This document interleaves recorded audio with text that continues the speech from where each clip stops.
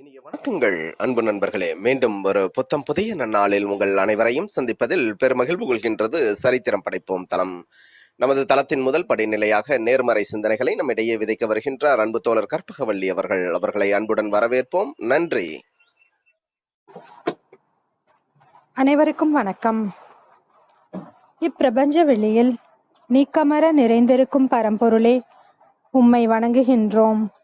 உந்தன் அளப்பரிய அன்பால் எங்களுக்கு கிடைத்திட்ட பெற்றோர்கள், வழிகாட்டிகள், உற்றார், உறவினர்கள், நண்பர்கள் மற்றும் ஒவ்வொரு உயிருள்ள ஆன்மாக்கள் மற்றும் உயிரற்ற பொருட்களுக்காகவும் மனம் நிறைந்த நன்றி. உந்தன் அபரிமிதமான படைப்பால் இப்பூவுலகு உந்தன் எழில்நிறைந்த இயற்கையாலும் நிறை வளங்களாலும் நீடித்த நலங்களாலும் ஆகச்சிறந்த நேர்மறை எண்ணங்களாலும் இவ்வுன்னத உலகிலும் எங்கள் உயிர் துடிப்புள்ள உள்ளங்களிலும் நீக்கமர நிறைந்துள்ளது.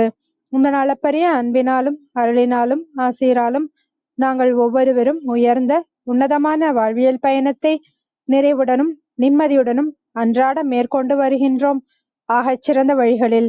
இதனால் நாங்கள் இச்சமூகத்தின் இன்றியமையாதவர்கள் என்பதையும் சீரிய வழியில் பயணிக்கும் அளவிற்கு ஆக்கப்பூர்வமான வழிகளில் எங்களை அன்றாடம் புதுப்பித்து வருகின்றோம் உந்தன் ஒப்பற்ற வழி நடத்துதலுடன். சிறுதுளி பெருவெள்ளமாகும் என்பதைப் போல் நாங்களும் சிறுக சிறுக சாதனை துளிகளை கோர்த்து வருங்கால சரித்திரத்தை ஆக்கப்பூர்வமான முன்னெடுப்புகளால் அலங்கரிக்கும் வரம் தாரும். அனைவருக்கும் நன்றி, அனைத்திற்கும் நன்றி, ஆண்டவனுக்கும் நன்றி.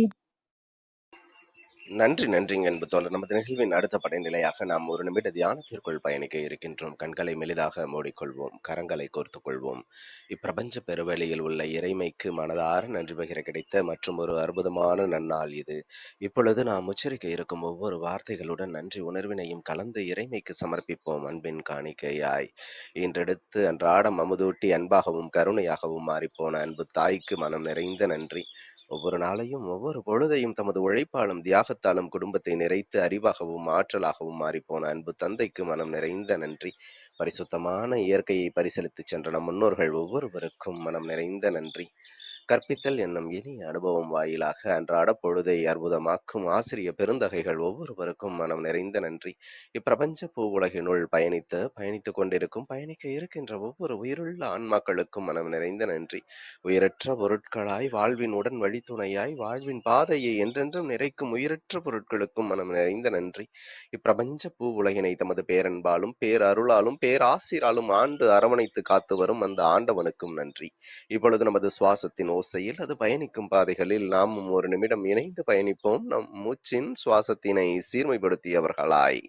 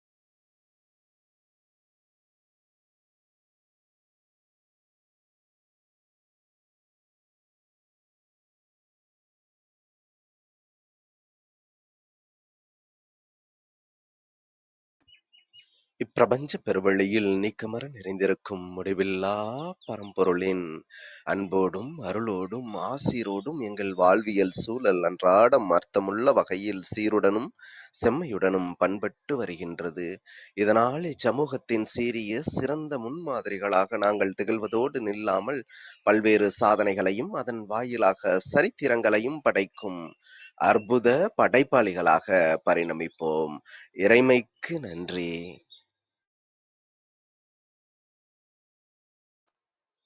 இனிய வணக்கங்கள் அன்பு நண்பர்களே. மீண்டும் ஒரு புத்தம் புதிய நன்னாள் இறைமையின் வரமாக நமது தளத்தின் 411வது நிகழ்விற்கு உங்கள் ஒவ்வொருவரையும் அன்புடன் வரவேற்பதில் பெருமகிழ்வு கொள்கின்றது சரித்திரம் படைப்போம் தளம். இந்த நாள் உங்களுக்கு ஆக சிறந்த நன்னாளாக அமைந்திடவும், நீங்கள் அடியெடுத்து வைக்கும் ஒவ்வொரு முயற்சிகளும் உங்களுக்கு ஆக சிறந்த வெற்றிகளை பரிசளிக்கவும் அன்பின் வாழ்த்துக்களை பகிர்ந்து கொள்வதில் பெருமகிழ்வு கொள்கின்றோம் நாங்கள். அன்பிற்கினிய நண்பர்களே, இந்த வாரம் முழுக்க கோடையை கொண்டாடும் விதமாக அனலில் என்ற ஒரு அற்புதமான தொகுப்பின் கீழ் நமது சிந்தனைகளை செழுமைப்படுத்தி வருகின்றோம். வெள்ளிக்கிழமையாகிய இன்று இலக்கிய வெள்ளியாக வாசிப்பை நேசிப்போம் என்ற தொடர் நிகழ்வின் அடுத்த பாகத்தினை நம்மிடையே வழங்க இணைந்திருக்கின்றார் அன்பு சகோதரி மீ சித்ராராஜம் அவர்கள். நிறைய கதைகளை வாசிப்பவராக, கவிதைகளை நேசிப்பவராக, தமது வாழ்வியல் பயணத்தை ஒரு வாசகையாக எடுத்துச் செல்லக்கூடிய அன்பு சகோதரி அவர்கள் எப்பொழுதுமே ஒவ்வொரு படைப்புகளையும் பாராட்டுவதிலும், அத்தோடு அந்த படைப்புகளுக்கான விமர்சனங்களை வாசிப்பை நேசிப்போம் என்ற பகுதிகள் வாயிலாக வழங்குவதாக இருக்கட்டும், அல்லது வலையொலி வழியே தமது பதிவுகளை பதியமிடுவதாக இருக்கட்டும், இவ்வாறு இலக்கியம் சார்ந்த ஒவ்வொரு ரசனைமிகு பக்கங்களையும் தமது ரசனைகளை கோர்த்து அந்த படைப்புகளை இன்னும் செறிவூட்டி அழகூட்டுவதை தமது விமர்சனங்கள் வாயிலாக எப்பொழுதும் ஒரு சிறந்த பணியாக கையாண்டு வருகின்றார். அத்தகைய ஒரு ரசனை மிக்க சகோதரி அவர்கள் இன்று நம்மிடையே வாசிப்பை நேசிப்போம் என்ற அற்புதமான தலைப்பின் கீழ் அடுத்த 50 நிமிடங்கள் சிறப்புரையாற்ற நமது எளிய அழைப்பினை ஏற்று இணைந்துள்ளார்.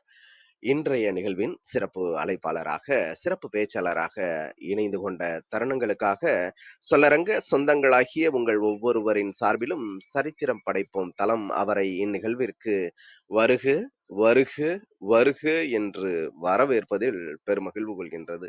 வாருங்கள், அடுத்த 50 நிமிடங்கள் வாசிப்பை நேசிப்போம்.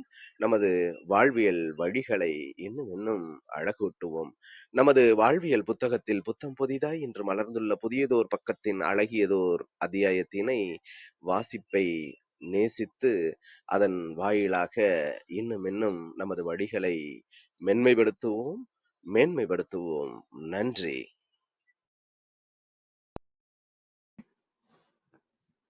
அனைவருக்கும் வணக்கம். ஒலி அளவு சரியா இருக்குங்களா Britto?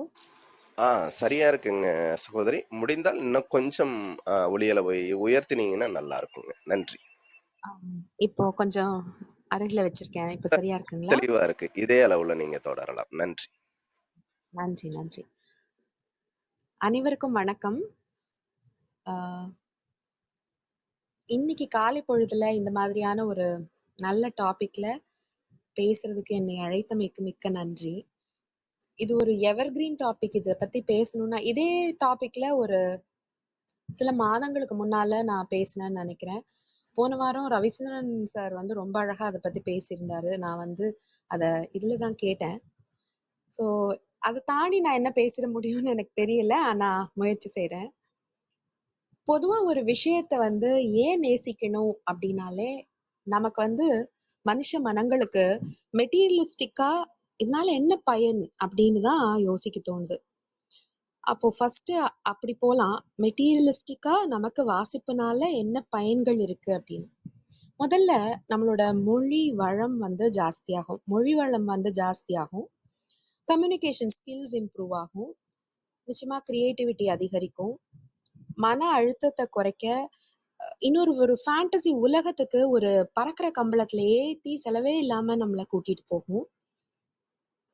National institute of ageing அப்படிங்கிற அந்த இன்ஸ்டிடியூட்ல இப்போ ரீசெண்டா என்ன கண்டுபிடிச்சிருக்காங்கன்னா, புத்தகங்கள், வார இதழ்கள் இதெல்லாம் படிக்கும்போது மூளை ரொம்ப ஆக்டிவா இருந்து வயது சம்பந்தமான பாதிப்புகள்லாம் வரத்துக்கு ரொம்ப தாமதமாகும் அப்படின்னு இப்படியாக ஒரு ரிசர்ச் பேப்பர் சொல்லுது. அது மட்டும் இல்ல, நம்ம பிரச்சனைகள் பலதுக்கு சொல்யூஷன் நிறைய தடவை புத்தகங்கள் மூலமா கிடைக்கிறத நாம தொடர் வாசிப்பு மூலமா தெரிஞ்சுக்க முடியும். ஏதாவது ஒரு கதாபாத்திரம் ஒரு மேற்கோள்ல சொல்லியோ இல்ல சில முடிவுகளை எடுத்தோ நம்முடைய பிரச்சனைகளுக்கு நம்முடைய கவலைகளுக்கு தீர்வு சொல்ற மாதிரி இருக்கும். நம்மளால இதை நல்லா ரிலேட் பண்ண முடியும்.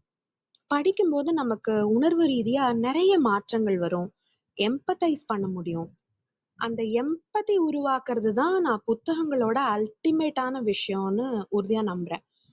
எனக்கு வாசிப்பு அப்படின்னு சொன்னாலே இதை ஒரு முறையும் போன முறையும் நான் இதை கோட் பண்ணேன். எனக்கு வாசிப்புன்னு சொன்ன உடனே இப்பெல்லாம் எனக்கு ஞாபகம் வர கோட் இதுதானே, மனுஷ மனசு குரங்கு தானே. அதாவது எதை நினைக்க கூடாது அப்படின்னு நினைக்கிறோமோ அதான் நினைப்போம். இதுக்கு பல கதைகள்லாம் இருக்கு இல்லையா. அது மாதிரி எனக்கு ஆப்போசிட் மாதிரி தெரியற ரூமி சொல்ற இந்த கோட் தான் ஞாபகத்துக்கு வரும். நீ புரட்டி கொண்டிருக்கும் 100 நூல்களையும் தாள்களையும் நெருப்பில் போட்டுவிட்டு உன் இதயத்தை நண்பனின் ஒளி கொண்டு பூஞ்சோலையாக்கிவிடு அப்படிங்கிற கோட். அப்ப புக்கெல்லாம் எரிச்சிடணுமா அப்படின்னு ரூமி சொல்றதுக்கு நாம எல்லாரும் அர்த்தம் இல்லைங்கிறது நம்ம எல்லாருக்குமே தெரியும். என்ன அர்த்தம்னா, இத்தனை புத்தகங்கள் படிக்கிறதோட அர்த்தமே மானுட அன்புதான். அது இல்லாம போனா வாசிப்பே வீண் தான்.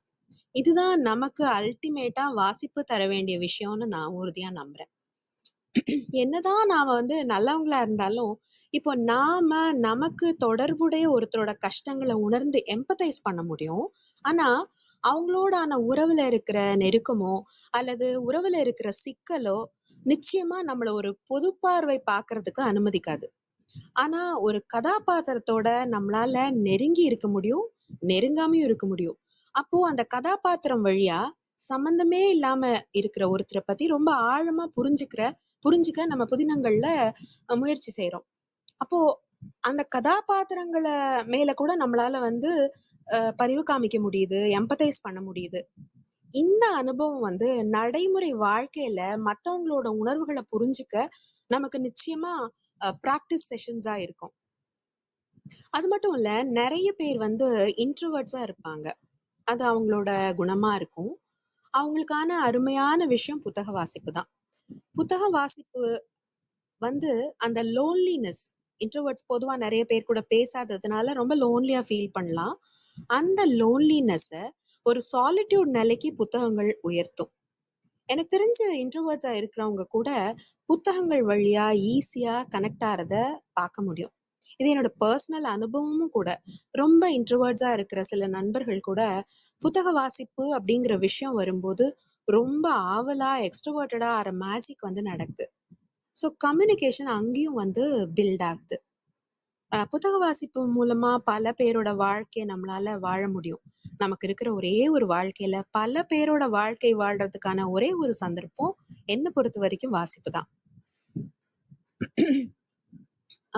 இந்த நேரத்துல எழுத்தாளர் எஸ்ரா அவர்கள் எழுதி பகிர்ந்த ஒரு அனுபவத்தை சொல்லணும்னு தோணுது. 10 ஆண்டுகளுக்கு முன்னாடி இருக்கும். கண்ணகி சிலையை ஒட்டின அந்த மெரினா கடற்கரையில காலையில 6 மணிக்கு 2 பேரை எஸ்ரா பாக்குறாரு.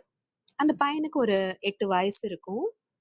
போலியோ தாக்கி அப்படியே ரொம்ப மெலிந்த கால்கள், இடுப்பெல்லாம் ஒடுங்கி போயிருக்கு, கொஞ்சம் பெரிய தலை, சுருங்கி ஒடுங்கி போன முகம். அவனை தூக்கிட்டு மணல்ல நடந்துட்டு இருந்த பொண்ணுக்கு ஒரு 30 வயசு இருக்கும். ரொம்ப ஏழ்மையான தோற்றம். ஒரு கடல் நீல வண்ணத்துல சேலை கட்டியிருக்காங்க. கையில ஒரு பிளாஸ்டிக் கூடை இருக்கு. அதுல தண்ணி பாட்டில், ஒரு துண்டு எல்லாம் இருக்கு. அந்த பெண் தன்னோட மகனை மணல்ல உட்கார வச்சுட்டு ஒரு 10 அடி தள்ளி போய் 2 கையிலயும் மணல் தோண்டி குழி பறிச்சுட்டு இருக்காங்க. பையன் தூரத்துல தெரியற கடலை அப்படியே வேடிக்கை பார்த்துட்டே இருக்கான். பையனை தூக்கிட்டு போய் அந்த இடுப்பளவு இருக்கிற மணல் குழியில இறக்கி வச்சுட்டு சுத்தி மணல்ல போட்டு மூடினாங்க அந்த அம்மா. அந்த பையன் ஒண்ணுமே எதிர்ப்பு காமிக்கல. மண்ணுல அப்படியே புதைஞ்சு நின்ன பையனை அம்மா அப்படியே ஒரு ஏக்கத்தோட பாக்குறாங்க. பையனும் ஒரு மாதிரி வலியோட பாக்குறான். அம்மா அவங்கிட்ட சப்பனங்கால் போட்டு பக்கத்துல உட்காந்துக்கிறாங்க. கையில இருக்கிற பைய திறந்து ஒரு பைண்ட் பண்ண ஒரு புக்கை வெளியில எடுத்து வாசிச்சு காமிக்க ஆரம்பிக்கிறாங்க. பையன் அப்படியே அமைதியா அம்மா படிக்கிறத கேட்டுட்டே இருக்கான். என்ன செய்யறாங்கன்னு எஸ்ராக்கு புரியல.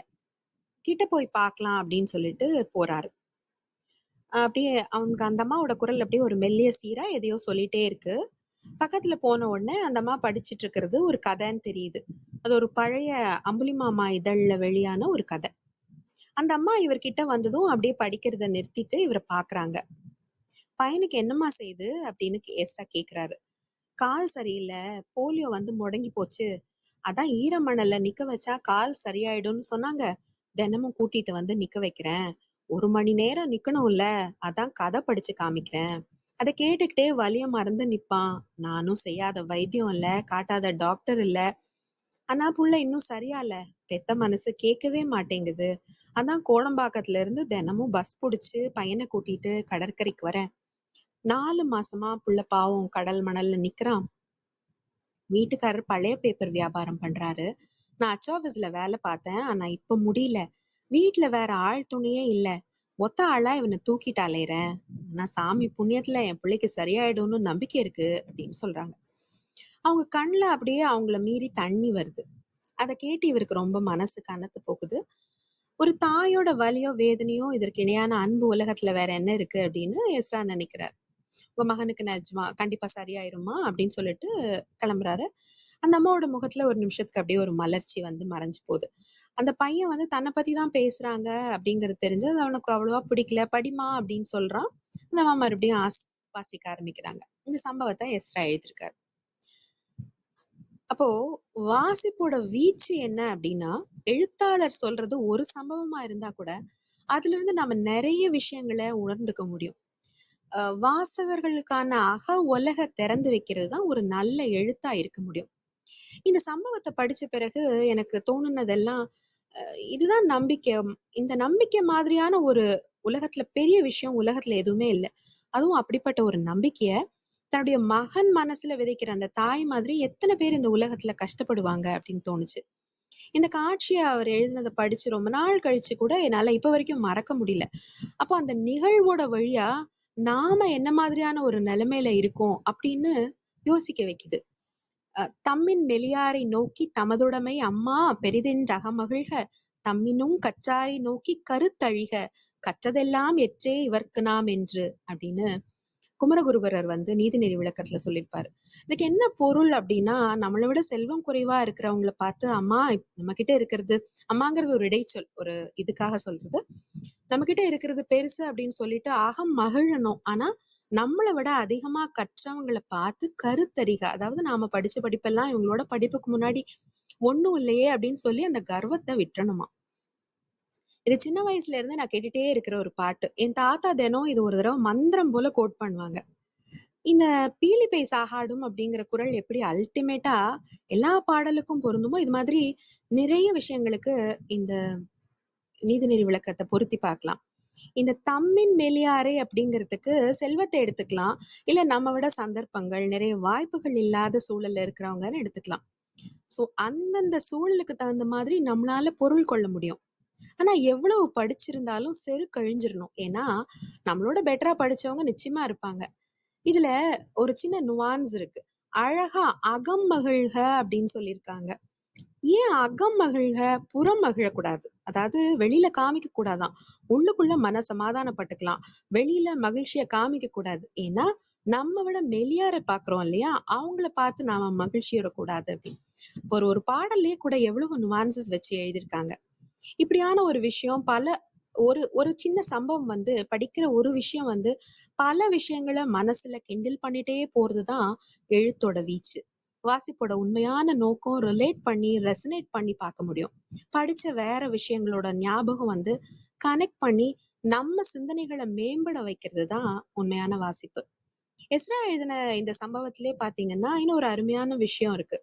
அந்த பையன் அவ்வளவு கஷ்டத்தையும் எப்படி கடக்குறான் அப்படின்னா புத்தகங்களோட துணையாலதான். ஆக மனிதர்களை ஆற்றுப்படுத்துறதுக்கு புத்தகங்கள் எவ்வளவு துணையா இருக்குங்கிறது இந்த சம்பவம் முழுசா உணர்த்துது. நமக்கு ஒரு வலி நிவாரணியா புத்தகங்கள் இருக்கு அப்படிங்கிறது புரியுது. கதையாகட்டும், கவிதையாகட்டும், இலக்கியமாகட்டும், இதெல்லாம் வெறும் பொழுதுபோக்கு விஷயங்கள் இல்ல, மானிட துயர ஆற்றுப்படுத்த வந்த அருமருந்து. சின்ன வயசுல இருந்தே இந்த புத்தக வாசிப்பு எல்லாருக்குமா இருந்தா ஒரு நல்ல சமுதாயம் நிச்சயமா மலரும். சமீபத்துல வாசிச்ச ஒரு கட்டுரையில இருந்தும் சில விஷயங்களை உங்க கூட பகிர்ந்துக்கலாம்னு நினைக்கிறேன். குழந்தைகளுக்காக எழுதப்பட்ட நாவல்கள்ல ஆலிஸின் அற்புத உலகம் வந்து ரொம்ப முக்கியமான நாவல். கிட்டத்தட்ட ஒரு 160 ஆண்டுகளுக்கு முன்னால லூயிஸ் கேரோல் எழுதின இந்த நாவல் வந்து ஒரு 10 கோடி பிரதிகள் வந்து விற்பனை ஆயிருக்குன்னு சொல்றாங்க. அதுல டோட்டோ அப்படின்னு ஒரு பறவை வரும். படித்தவர்களுக்கு நிச்சயமா தெரிஞ்சிருக்கலாம். உலகத்துல இருந்து மறைஞ்சு போன அந்த பறவை வந்து இன்னைக்கும் நினைவு கொள்ளப்பட்டு வருது. அப்படின்னா அதுதான் அந்த எழுத்தோட சிறப்பு. மொரீஷியஸ் தீவுல வாழ்ந்து அழிந்து போன ஒரு பறவை தான் டோட்டோ. கதையில இடம்பெற விலங்குகளும் சரி, மனிதர்களும் சரி, பறவைகளும் சரி, காலங்களை தாண்டி வாழக்கூடியவர்களா இருக்காங்க. கதை இல்லாத விலங்குகள், பறவைகள், மனிதர்கள் எல்லாருமே மனிதர்களோட மனங்கள்ல இருந்து, நினைவுல இருந்து வேகமா மறைஞ்சு போயிடுறது நமக்கு தெரியும். அந்த டோட்டோ பாத்தீங்கன்னா வான்கோழியை விட சின்னதா இருக்கும், கொஞ்சம் பெருசா இருக்குமா, கொஞ்சம் பெருசா இருக்கும். போர்த்துகீசிய மொழியில வந்து அந்த டோட்டோ அப்படிங்கிறதுக்கு அர்த்தம் வந்து முட்டாள். முட்டாள்னு அர்த்தமா, ஃபூலுன்னு அர்த்தம். ஒரு வளைஞ்ச பெரிய அலகோட கால்கள் குட்டையா இருக்கும். அதனால பறக்கவும் முடியாது, ஓடவும் முடியாது. அதனால கடலோடிகளா வந்த போர்ச்சுகீஸ் வந்து அந்த மொரீஷியஸ்ல இருந்த அந்த பறவையை வந்து ஃபுல்லாத்தையும் கொன்னு ஒழிச்சிட்டாங்க. அதனால என்ன பயன் அப்படின்னு. அப்ப இந்த டோட்டோ பறவை அழிந்ததால என்ன ஆச்சுன்னா, மொரீஷியஸ் தீவுல கல்வாரியா அப்படிங்கிறது ஒரு பெரிய மரம் இனம் இருந்தது. அதுவும் பயங்கர வேகமா அழிய ஆரம்பிச்சிருச்சு. இப்ப பறவைக்கும் மரத்துக்கும் என்னடா சம்பந்தம் அப்படின்னு பார்த்தா, அதுதான் இயற்கையோட விசித்திரம். கல்வாரியா மரத்துல பழங்களை வந்து டோட்டோ பறவை சாப்பிடும்போது அது ரொம்ப ஆசையா அந்த பழங்களை சாப்பிடுமா. அப்போ அந்த டோட்டோ வயிற்றுக்குள்ள புகுந்து வெளியேற அந்த கல்வாரியா விதைகள் மட்டுமே முளைக்கிற திறன் பெற்று இருக்கிறதா சொல்றாங்க. அப்ப கல்வாரி மரங்களும் வந்து அழிய ஆரம்பிச்சிருச்சு. இப்படி இயற்கை ஒவ்வொரு உயிரையும் இன்னொரு உயிரோட இணைச்சு ஒரு சமநிலையை ஏற்படுத்தக்கூடியது. எந்த உயிரினமுமே இயற்கையால வீணா உருவாக்கப்பட்டதே கிடையாது. நாம தான் சில பறவைகளை, விலங்குகளை கொஞ்சம் புனிதமாகவும், சிலதெல்லாம் அசிங்கமா இருக்கு, அருவருப்பா இருக்கு, தேவையில்லை அப்படின்லாம் நினைக்கிறோம். இயற்கையில அப்படின்லாம் எதுவுமே கிடையாது. இந்த ஓநாய் குல சின்னம் அப்படிங்கிற அந்த சீன நாவல்ல சொல்லியிருப்பாங்க, மான்களோட எண்ணிக்கை ஜாஸ்தி ஆயிட்டா புல்வெளி முற்றிலுமா அழிக்கப்பட்டுரும். ஓநாய்கள் மான்களை வேகமா வேட்டையாடலைன்னா அந்த மங்கோலிய புல்வெளியே முற்றிலுமா அழிஞ்சு போயிடுமா. இந்த உண்மையை அந்த நாவல்ல அழகா சுட்டி காட்டியிருப்பாங்க. நாம கொடிய விலங்கா நினைக்கிற ஓநாய்க்கு கூட இயற்கையில ஒரு தேவையும் அவசியமும் இருக்கு. இது நாம உணரணும் அப்படிங்கிறதுக்காக தான் கதைகள்ல விலங்குகளையெல்லாம் கதாபாத்திரங்களாக்கி அதோட இயல்பையும் அவசியத்தையும் வலியுறுத்தினாங்க. விலங்குகள், பறவைகள் அப்படி இதெல்லாம் பத்தின கதைகளே இல்லாத மொழியே இல்லை அப்படின்னு சொல்லலாம். ஒரு அரிய வகை விலங்குகள், பறவைகள் பத்தி கதை வழியா மட்டும்தான் நமக்கு தெரியும். அந்த வகையில கதைகளை ஒரு பெரிய ஒரு உயிரின காப்பகம் அப்படின்னு கூட சொல்லலாம். பிரளயத்தின் போது உயிரினங்கள்ல ஒரு ஜோடியை காப்பாற்றி கொண்டு நோவா சென்றார் அப்படின்னு பைபிள் ஒரு வாசகம் இருக்கு. எழுத்தாளர்கள் செய்யறது இதே வேலையை தான் அப்படின்னு அந்த கட்டுரை சொல்லுது. ஒவ்வொரு எழுத்தாளனும் ஒரு நோவா தான். அழியிற உலகத்துல இருந்து மீட்க வேண்டிய உயிரினங்களை தன்னோட எழுத்துக்கள்ல ஏத்தி கொண்டு போய் காப்பாத்தி விடுறது எழுத்தாளன் தான். மனிதர்களுக்கு பிடித்தமான விலங்குகள் அடிமைப்படுத்தப்படுது, பிடிக்காத விலங்குகள் அழிக்கப்படுது. இதுதான் மனித குல வரலாற்றில் நாம தொடர்ந்து பார்த்துக்கிட்டே இருக்கிற கதைகள். நமக்கு இதுதான் உணர்த்துற உண்மைகள். சூடான் நாட்டு ஒரு நாட்டுப்புற கதை கூட இருக்கு. அது ஒரு அழகான கதை. இந்த கதையில ஒரு மன்னனுக்கு வந்து ஈக்களையும் சிலந்தியும் பிடிக்கவே பிடிக்காதான். அதெல்லாம் மொத்தமா அழிச்சிடணும், ஒழிச்சிடணும் அப்படின்னு சொல்லி கட்டளை போடுறாரு. அந்த மன்னனோட அம்மா வந்து அப்படிலாம் செய்யக்கூடாது, ஒவ்வொரு உயிரும் முக்கியமானது அப்படின்னு நீ புரிஞ்சுக்கணும்னு சொல்லி அறிவுரை சொல்றாங்க. மன்னன் வந்து அதை ஏத்துக்கல. அப்புறம் கொஞ்சம் மாசங்களுக்கு அப்புறம் என்ன ஆச்சுன்னா, அந்த மன்னனுடைய அரண்மனை மேல எதிரிகள் எல்லாம் படையெடுத்து வந்து தாக்குனாங்க. எதிரிகளோட மன்னனும் சண்டை போட்டான். எதிரிகள் அரண்மனையை எப்படியோ கைப்பற்றிட்டாங்க. தப்பி ஓடின மன்னன் வந்து ஒரு மலை குகையில போய் ஒளிஞ்சுக்கிட்டான். அவனை தேடி எதிரி நாட்டு படை வீரர்கள் மலையை சுத்தி சுத்தி அலைஞ்சாங்க. ஒவ்வொரு குகையா போய் தேடினாங்க. மன்னர் ஒளிஞ்சிட்டு இருக்க குகைக்கு உள்ள வந்து தேடும் போது அங்க சுவர்ல படைஞ்சிருக்கிற சிலந்தி வலையை காட்டி ஒரு சிப்பாய் சொன்னா, சிலந்தி வலையெல்லாம் பின்னி இருக்கு, அதனால இதுக்குள்ள நிச்சயமா மன்னன் இருக்க மாட்டான் அப்படின்னு. வா வேற குகையில போய் தேடுவோம் அப்படின்ட்டு எல்லாரும் போயிடுறாங்க. மன்னனோட உயிரை வந்து சிலந்தி காப்பாத்திருச்சு அப்படிங்கிற அந்த நன்றி உணர்ச்சியோட இப்ப மன்னன் அதை வந்து பாக்குறான். அப்பதான் அவனுக்கு அவன் அம்மா சொன்னது நினைவுக்கு வந்தது. குகையில இருந்து வெளியே வந்து தன்னோட நண்பனோட நாட்டிற்கு போலாம் அப்படின்னு சொல்லி கிளம்புறான். பகல் முழுதும் அப்படியே அந்த குதிரை பயணம் பண்ணி ரொம்ப களைப்பாகி ஒரு மரத்தடியில தூங்குறான். திடீர்னு பார்த்தா அவன் மூக்குல ஒரு ஈ வந்து உட்கார்ந்து உட்காருது. ஈ அடிக்கலாம் அப்படின்னு பாக்குறான். அப்போ ஈ அடிக்கலாம் பார்க்கும்போது பக்கத்துல குளம்படி ஓசை கேக்குது. இப்ப எதிரிகள் நெருங்கி வந்துட்டதை தெரிஞ்சுக்கிறான். நல்ல வேளை ஈ இந்த மூக்குல உட்காரலைன்னா தூங்கிட்டே இருந்திருப்பேன், எதிரிகள் வந்து என்னை சுத்தி வளைச்சு கொண்டிருப்பாங்க அப்படின்னு அந்த ஈய நன்றியோட நினைச்சு அங்கிருந்து தப்பிச்சு போனான். ஆக நாம இப்ப அவனுக்கு முழுமையா தேவையற்றதா நினைச்ச ஈயும் சரி, சிலந்தியும் சரி, அதுதான் தன்னோட உயிரை காப்பாத்தி இருக்கு. எதையும் அற்பமா நினைக்கவே கூடாது. சகல உயிர்களுமே சமமானதுதான் அப்படின்னு அந்த மன்னன் உணர்ந்துட்டான். அதுக்கு பிறகு தன்னோட படைகளை எல்லாம் திரட்டி அரியணை மீட்டான் அப்படின்னு அந்த கதை முடியுது. சில சந்தர்ப்பங்கள்ல நமக்கு உதவி செய்யக்கூடியவங்களை வந்து உதவி செய்யக்கூடியவங்க நம்மால வெறுத்து ஒதுக்கப்பட்டவங்களாகவும் இருக்க முடியுங்கிற உண்மையை வந்து இந்த கதை நமக்கு சொல்லுது. எல்லா விஷயத்திலயும் கிராட்டிடியூடோட இருக்கணும், எல்லார்கிட்டயும் அன்பா இருக்கணும் அப்படிங்கறதும் இந்த கதை சொல்ற இன்னொரு விஷயம். உலகம் முழுசுமே கதைகள் வந்து ஏன் திருப்பி திருப்பி சொல்றாங்க அப்படின்னா, மனுஷங்க நாம வந்து நல்ல விஷயங்களை எல்லா விஷயமும் மறந்துருவோம், அதுவும் நல்ல விஷயங்களை சீக்கிரமா மறந்துருவோம். கதைகளும் பாடல்களும் தான் மனுஷனை எளிமையா ஒரு விழிப்புணர்வுக்குள்ள கொண்டு வந்து ஒரு ஒரு ஆழமா ஒரு அன்போட பாதையில இட்டு செல்லுதுன்னு சொல்லலாம். கதை சொல்லியோட உதடு தேய்வதில்லை அப்படின்னு ஒரு ஆப்பிரிக்கா பழமொழி இருக்கு. அது இப்ப இந்த காலத்துக்கு கூட பொருந்தமான ஒரு பழமொழி தான். ஆக ஒரு நாட்டுப்புற கதையில கூட இருந்து நமக்கு ஆகச்சிறந்த உண்மைகள் மனசுல ஆழமா தைக்குது. வாசிப்போட பயன் இதுதான். சரி, ஏன் வாசிக்கணும், வாசிக்கிறதுனால என்ன நல்லது நடக்குது அப்படிங்கறதெல்லாம் நம்ம பார்த்துட்டோம். இப்ப என்ன வாசிக்கணும் அப்படின்னு கேட்டா அது ஒரு பர்சனல் சாய்ஸ்ன்னு தான் நான் சொல்வேன். அதை பத்தி கமெண்ட் பண்றதுக்கு இல்ல. ஒருத்தருடைய சாய்ஸ் இன்னொருத்தருக்கு பொருந்தாம இருக்கலாம், பிடிக்காம இருக்கலாம். ஆனா எப்பேற்பட்ட வாசிப்பானாலும் ஒரு அகத்திறப்ப வந்து நிகழ்த்தணும்.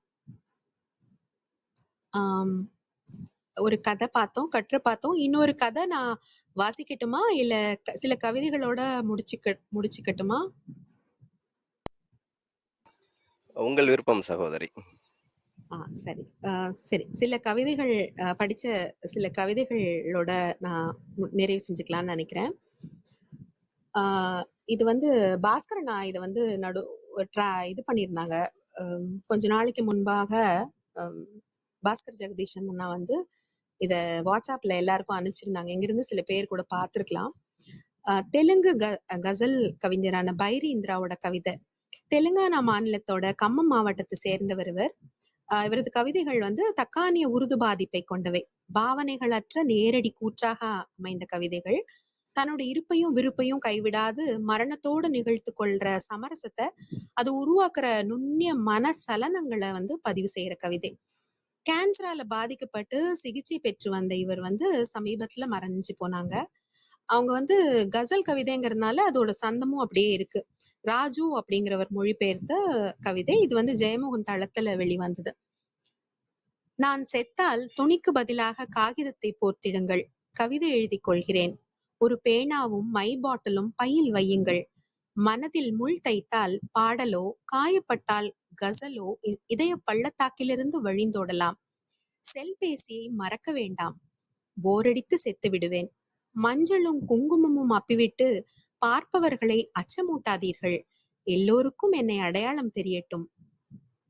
மாலைகள் போட்டு மூடி விடாதீர்கள், எனக்கு அலர்ஜி. அந்த மலர் இதழ்களை ஏதேனும் நடைபாதைக்கு போடுங்கள். புண்ணியவதி பாவவதி என்றெல்லாம் சொல்லவே வேண்டாம், பிடிக்காது. பொருட்கள் எதுவும் தூக்கி எறிய வேண்டாம், கேட்பவர்களுக்கு கொடுங்கள். பாண்டு வாசிக்கிறவர்களுக்கு பழைய மெலோடிஸ் இசைக்க சொல்லுங்கள். டான்ஸ் எல்லாம் போட்டு லேட் பண்ண வேண்டாம், எல்லாம் நேரத்துக்கு நடக்கட்டும். செவ்வாயோ சனியோ பாடைக்கு கோழியை கட்டி இம்சிக்க வேண்டாம், பள்ளிக்கூடத்துக்கு சொல்லி அனுப்புங்கள். நான் வாழ்ந்த கணங்களை நினைத்து அவர்கள் விடுமுறை அளித்துக் கொள்ளட்டும். சுமைதாங்கி கல்மேல் இறக்கிவிட்டு காது கிழியும்படி கூப்பிடாதீர்கள். என்னை நினைப்பவர் யாரோ நன்றாக தெரியும். காசுக்கு பிரச்சனை இல்லை. பக்கத்து கடையில் கணக்குண்டு. காரியம் வரைக்கும் இருங்கள். திரும்ப திரும்ப சாக மாட்டேன் இல்லையா? மண் போட்டு மூடாதீர்கள். புல் பூச்சென்றால் பயம். எரியூட்டும் போது கவனம் தேவை. சுற்றியுள்ள செடி கொடிகள் கருகிவிடலாம்.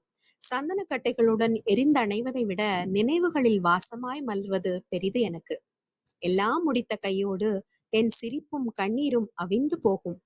சிதைக்கு அருகில் கவிதை அரங்கொன்று நிகழட்டும், நானும் அருகில் இருந்தால் போல் இருக்கும்.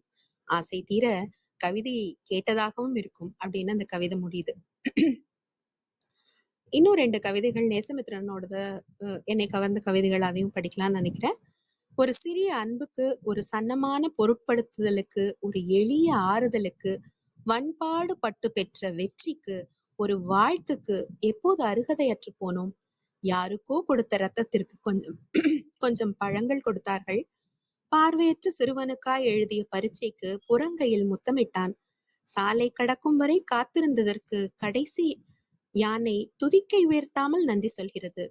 பிடித்தாலும் வைராக்கியத்தில் இப்படி பிடிவாதமாய் பேசாமல் இருப்பதற்கு நாமும் வெறும் வழிப்போக்கர்களாய் இருந்திருக்கலாம் போல. ஒரு எல்லா ரிலேஷன்ஷிப்புக்கும் பொருந்துற ஒரு அழகான கவிதை. இந்த சமயத்துல எனக்கு இன்னொரு கவிதை இல்ல, ஒரு ரீல்ஸ் கூட ஞாபகம் வந்தது. இந்த புத்தக வாசிப்பு அப்படின்னு இப்போ பேசிட்டு இருக்கும்போது இன்ஸ்டால பார்த்த ஒரு ரீல். அதாவது காது கேளாத ஒரு கதாநாயகனுக்கும் கதாநாயகிக்கும் நடக்கிற உரையாடலா வரும் அந்த ரீல். காது கேட்க முடியாது, பேசவும் முடியாது, பட் ஹியரிங் எய்டோட பார்க்க முடியும். அந்த கதாநாயகன் வந்து ஒரு சினிமா பத்தியும் புத்தகத்தை பத்தியும் கம்பேர் பண்ணி ஒரு விஷயம் சொல்லுவான். ஏன் வந்து சினிமா பார்க்கறத விட புத்தகம் படிக்கிறது தனக்கு பிடிக்கும் அப்படின்னா, எனக்கு சினிமா பார்க்கணும்னா ஹியரிங் எய்டை வச்சு நான் வந்து பாட்டு கேட்பேன். ஆனா நான் வந்து புத்தகம் படிக்கும்போது எனக்குள்ள ஒரு இசை உலகத்தையே உருவாக்கிக்க முடியும் அப்படின்னு சொல்லுவான். அதுதான் ஆக்சுவலா இப்ப எல்லாருமே வந்து புத்தக வாசிப்பையும் சினிமா பார்க்கறதையும் கம்பேர் பண்றது உண்டு. இது எப்படி வந்து ஒரு படி உயர்ந்தது, மேலானது அப்படின்னா, அது விஷுவலா எல்லாத்தையும் காமிக்கிறதுனால நம்மளுடைய கற்பனை உலகுக்கான திறப்பு நிகழ்றது வந்து கொஞ்சம் கம்மியா தான் இருக்கும். இது வந்து ஒருத்தரும் அவங்கவுங்க இமேஜினேஷனுக்கு, ஒரு கவிதையாகட்டும், கதையாகட்டும், அதுல அவங்கவுங்க இமேஜினேஷனுக்கு அதை எடுத்துக்க முடியும். அதை சொன்ன ஒரு அழகான ரீல் அது. அது எனக்கு இந்த சமயத்துல ஞாபகம் வந்தது. இன்னும் ஒரு கவிதை. இக்கணம் அங்கே உன்னோடு இருக்க வேண்டும் போல் இருக்கிறது. விசும்பும் உன் முதுகை தடவி கொடுத்து எல்லாம் சரியாகிவிடும், ஒரு சுழற்சியில் பூமிக்கு வெளிச்சம் திரும்பிவிடும் என்று சொல்ல வேண்டும். ஒரு தலை கோதலுடன் உன் உள்ளங்கையை என் கைகளை பொதித்து கொண்டு ஒரு பிரார்த்தனைக்கு உருகும் மெழுகாய் பெருகும் கண்ணீரை கட்டுப்படுத்த வேண்டும். உலகில் அதிக வாசனை உள்ள மலர்கள் வண்ணங்கள் அற்றவைதான் என்பதை நினைவுபடுத்துவேன். என் இருப்பை உனக்கு சத்தியம் செய்வதன் வழி உன் நம்பிக்கை மீளக்கூடும். இக்கணம் அங்கே உன்னோடு இருக்க வேண்டும் போல் இருக்கிறது. இதுவும் நேசமித்ரனோட ஒரு கவிதை. ஒரு நம்பிக்கை ஊற்ற, ஒரு பேரன்போட எழுதப்பட்ட ஒரு அழகான கவிதை. மாசற்றதா மனம், ஸ்படிக தூய்மையா, ஸ்படிகமே தூய்மையா, ஒளியுமில்லா இருட்டுமில்லா குறைகளால் கட்டுண்ட சாம்பல், தவறும் சரியும் ஒருங்கிணையும் சாம்பல், ஒன்றிணையும் சாம்பல். சாம்பலை நேசிப்போம். இது கொஞ்ச நாளைக்கு முன்னாடி நான் கிறுக்கின கவிதை. வாசிப்பதை நேசிப்பது என்ன செய்யணும் அப்படின்னா, சாம்பலையும் நேசிக்க சொல்றதுதான் வாசிப்பை நேசிப்பதோட உண்மையான நோக்கம்னு நான் நினைக்கிறேன். வாய்ப்புக்கு நன்றி, வணக்கம். நன்றிங்க அன்பு சகோதரி. இன்னும் 20 நிமிடங்கள் இருக்கின்றது. நேரம் இருந்தால் கதை வாசிக்கலாம் நீங்கள். நிச்சயமா ஒரு 2 நிமிடங்கள் நான் கதை எடுத்துக்கிறேன். நன்றிங்க அன்பு சகோதரி. அன்பிற்கினிய நண்பர்களே, நாம் அனைவரும் இணைந்திருப்பது சரித்திரம் படைப்போம் தளம். ஒவ்வொரு வாரமும் ஒவ்வொரு தொகுப்பு, ஒவ்வொரு நாளும் ஒவ்வொரு தலைப்பு, வார இறுதியில் சிறப்பு விருந்தினரின் அழைப்பு, ஞாயிறுதோறும் நமக்கான விடுப்பு என்ற அடிப்படையில் நமது தளம் இயங்கி வருகின்றது. அவ்வரிசையில் இன்று நாம் வாசிப்பை நேசிப்போம் என்ற அற்புதமான தொடர் நிகழ்வின் மற்றும் ஒரு அழகிய பாகத்தினை இலக்கிய வெள்ளியில் அன்பு சகோதரி மீ சித்ரராஜம் அவர்கள் நமக்கு இனிய அனுபவங்களாக வழங்கி கொண்டிருக்கின்றார்கள். நாளை அனலில் என்ற தொகுப்பின் சிறப்பு விருந்தினராக நம்மிடையே பங்கேற்க இருப்பவர் அனலி பண்பொழியின் இயக்குனர் அன்பு சகோதரர் ஹரிஹர சுதன் அவர்கள். நாளைய நிகழ்வில் அவருடைய வாழ்வியல் அனுபவங்கள் மற்றும் நேர்காணல் நிகழ்வில் பங்கேற்க உங்கள் ஒவ்வொருவரையும் அன்புடன் அழைக்கின்றோம். இப்பொழுது நிகழ்வு தொடர்கின்றது. நன்றி.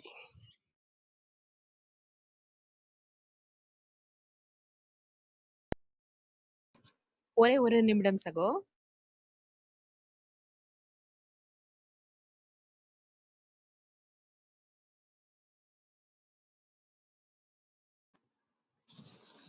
வீடில்லா புத்தகங்கள் அப்படிங்கிற எஸ்ராவோட புத்தகத்துல இருந்து நினைவின் வெளிச்சம் அப்படிங்கிற, இது கதைன்னு சொல்ல முடியாது, கட்டுரைன்னு சொல்ல முடியாது, இத வாசிக்கலாம்னு எனக்கு தோணுச்சு.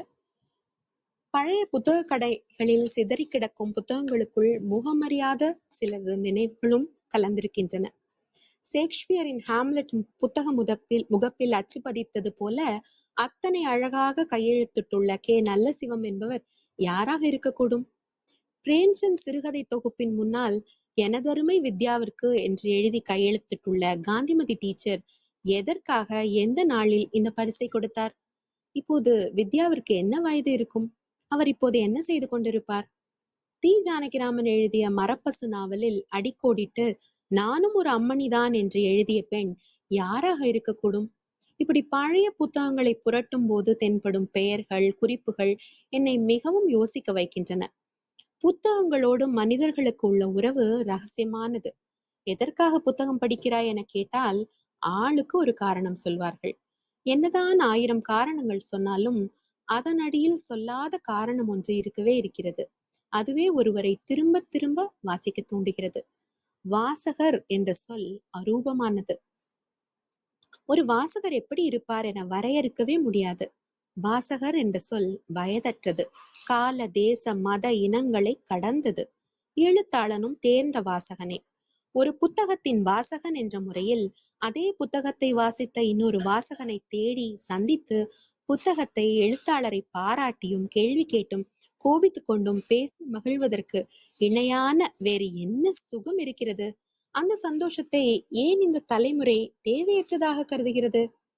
புத்தக கடையொன்றில் சில காலம் பணியாற்றிய நண்பர் அமீன் ஒரு அரிய மனிதரை பற்றி நினைவை பகிர்ந்து கொண்டார். அபு இப்ராஹிம் என்ற அந்த மனிதர் வாரம் தோறும் வியாழக்கிழமை அன்று மதியம் புத்தக கடைக்கு வருவாராம். ஒவ்வொரு முறையும் 30-40 புத்தகங்கள் வாங்கி கொண்டு போவாராம். எதற்காக இத்தனை புத்தகங்கள் வாங்குகிறீர்கள் என கேட்டதற்கு, தன்னை தேடி வீட்டிற்கு வரும் யாராக இருந்தாலும் அவர்களுக்கு ஒரு புத்தகம் பரிசாக கொடுப்பது வழக்கம். இந்த பழக்கத்தை 25 வருடங்களுக்கும் மேலாக கடைபிடித்து வருவதாக சொல்லியிருக்கிறார். ஒரு முறை அவர் வருவதற்கு பதிலாக அவரது மகன் கடைக்கு வந்து 100 புத்தகங்கள் வாங்கியிருக்கிறார். அப்பா வரவில்லையா என கேட்டதற்கு, அப்பா மருத்துவமனையில் அனுமதிக்கப்பட்டுள்ளார். இங்கே அப்பாவை பார்க்க வருபவர்களுக்கு கொடுப்பதற்காகத்தான் இந்த புத்தகங்களை வாங்குகிறேன். இதன் முகப்பில் என்னால் உங்களுடன் பேச முடியவில்லை, ஆனால் இந்த புத்தகங்கள் என் சார்பாக உங்களுடன் பேசும் என அச்சிட்டு தரப்போகிறோம் என்று சொல்லியிருக்கிறார். இப்படியும் புத்தகங்களை காதலிக்கும் ஒரு மனிதர் இருக்கிறாரே என அமீன் வியந்திருக்கிறார். 2 வாரங்களுக்கு பிறகு இப்ராஹிமின் மகன் புத்தக கடைக்கு தேடி வந்து 500 புத்தகங்கள் வாங்கியிருக்கிறார். அப்பா எப்படி இருக்கிறார் என கேட்டபோது, அவர் இறந்து விட்டார். அவரது இறுதி நிகழ்வுக்கு வருபவர்களுக்கு தருவதற்காகத்தான் இந்த புத்தகங்கள். இதில் இனி நான் உங்களுடன் இருக்க மாட்டேன். என் நினைவாக இந்த புத்தகம் உங்களிடம் இருக்கட்டும் என அச்சிட்டு தரப்போகிறோம். இதுவும் அப்பாவின் ஆசையே என்று சொல்லியிருக்கிறார். அதன்படியே இப்ராஹிமின் இறுதி நிகழ்வில் கலந்து கொண்ட அத்தனை பேருக்கும் புத்தகங்களை தந்திருக்கிறார்கள். இதை அமீன் சொல்லிய போது எனக்கு சிலிர்த்து போனது. தன் வாழ்நாளிலும் அதற்கு பின்னும் புத்தகங்களை பரிமாறிக்கொண்ட அற்புதமான மனிதராக அவர் இருந்திருக்கிறாரே என வியந்து போனேன். புத்தகங்கள் மட்டுமில்லை, அதை நேசிப்பவர்களும் அழிவற்றவர்களே. கருப்பு வெள்ளை புகைப்படங்களை காணுவதைப் போல பழைய புத்தக கடையில் அரிதாக கிடைக்கும் புத்தகங்கள் நினைவை மீட்டத் தொடங்கி விடுகின்றன. அப்படித்தான் திருவல்லிக்கேணி சாலையோர புத்தக கடையில் வண்ண நிலவன் எழுதிய எஸ்தர் சிறுகதை தொகுப்பின் முதல் பதிப்பு எனக்கு கிடைத்தது.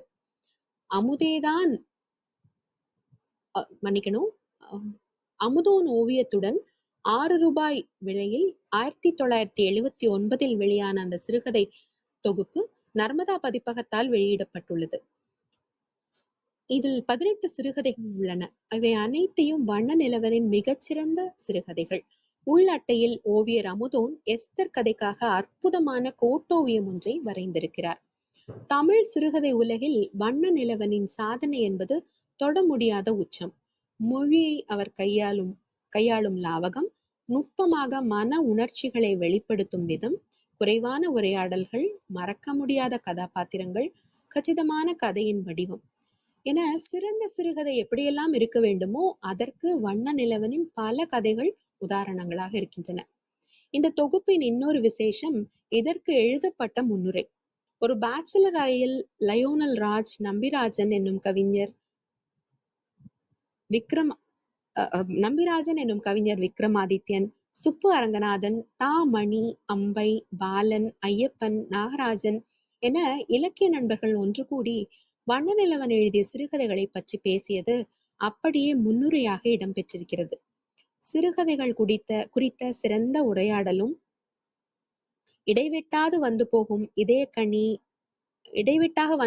இதயக்கனி, சிவகங்கை சீமை திரைப்படங்களை பற்றிய பேச்சும், சிகரெட் பாக்கெட்டை இப்படி எடுத்து போடு என பேசியபடியே புகைப்பதும் வித்தியாசமானதொரு அனுபவ பதிவாக உள்ளது. இந்த உரையாடலில் இடம்பெற்றுள்ள தா. மணி என்னும் மணி அண்ணாச்சியை நான் அறிவேன். தீவிர இலக்கிய வாசிப்பில் தன்னை கரைத்து கொண்ட மகத்தான மனிதர். அவர் இன்றில்லை. ஆனால் இந்த முன்னுரையை வாசிக்கும் போது அவரது குரல் என் காதில் விழுகிறது. கண்கள் தானே கலங்குகின்றன. முன்னுரையின் இறுதியில் சமீபத்தில் வந்த தொகுப்புகளில் எஸ்தர் தொகுப்பு தமிழ் இலக்கிய வட்டாரத்தில் திருப்தி தரக்கூடியதாக இருக்கும். இதற்கு நல்ல வரவேற்பு இருக்கணும், பாப்போம் என நம்பிராஜன் சொல்கிறார். அவரது கணிப்பு நிஜமாகியது. அன்று தொடங்கி இன்று வரை எஸ்தர் சிறுகதைக்கான வாசகர் வட்டம் பெருகிக் கொண்டேதான் இருக்கிறது. தமிழ் சிறுகதையில் வண்ணநிலவன் செய்துள்ள சாதனைகள் உலக அளவில் Anton Chekhov, Raymond Carver, Hemingway போன்றோர் சிறுகதை இலக்கியத்தில் செய்த சாதனைகளுக்கு நிகரானது. அதை நாம் உணர்ந்து கொண்டது போல உலகம் இன்னும் அறியவில்லை. அதற்கு வண்ணநிலவனின் சிறுகதைகள் முழுமையாக ஆங்கிலத்தில் மொழியாக்கம் செய்ய வேண்டும். அதுவே தமிழ் இலக்கியம் குறித்து உலகத்தின் கவனத்தை பெறுவதற்கான முதல் தேவை அப்படின்னு அந்த கட்டுரை முடியுது. ஆக வாசிப்பை நேசிப்போம். வாய்ப்புக்கு நன்றி. நன்றிங்க அன்பு சகோதரி. இனிமையான காலை பொழுதாக இன்றைய காலை பொழுதை மாற்றிய தருணங்களுக்காக சொல்லரங்க சொந்தங்களாகிய அன்பு நண்பர்கள் ஒவ்வொருவருடனும் இணைந்து சரித்திரம் படைப்போம் தளம் தங்களுக்கு மனம் நிறைந்த நன்றிகளையும் வாழ்த்துக்களையும் பாராட்டுக்களையும் பகிர்ந்து கொள்வதில் பெருமகிழ்வு கொள்கின்றது. இலக்கியம் என்றென்றும் நம்மை மென்மைப்படுத்துவதோடு மேன்மைப்படுத்தும் என்பதற்கு வாழும் உதாரணமாக நீங்களும் இருக்கின்றீர்கள் என்பதற்கு இதைவிட அற்புதமான சாட்சி எதுவும் இல்லை. மிகவும் தெளிவான குரல் வளம், அழகிய சொல்லாடல், நிறைய தமது அனுபவங்களை அந்த கட்டுரைகளோடு, கதைகளோடு, நிகழ்வுகளோடு கோர்த்து அந்த சொல்லும் பாங்கு என்று இன்றைய நிகழ்வை வெகு அழகாக அலங்கரித்துள்ளீர்கள். அதற்கு மீண்டும் ஒரு முறை சரித்திரம் படைப்போம் தளம் சார்பில் நன்றி பாராட்டுகின்றோம். இப்பொழுது நிகழ்வின் நெறியாளுமையை தொடரவும் முதன்மை கருத்தினை வழங்கிடவும் அன்பு தோழர் கற்பகவள்ளி அவர்களை அன்புடன் அழைக்கின்றோம். நன்றி.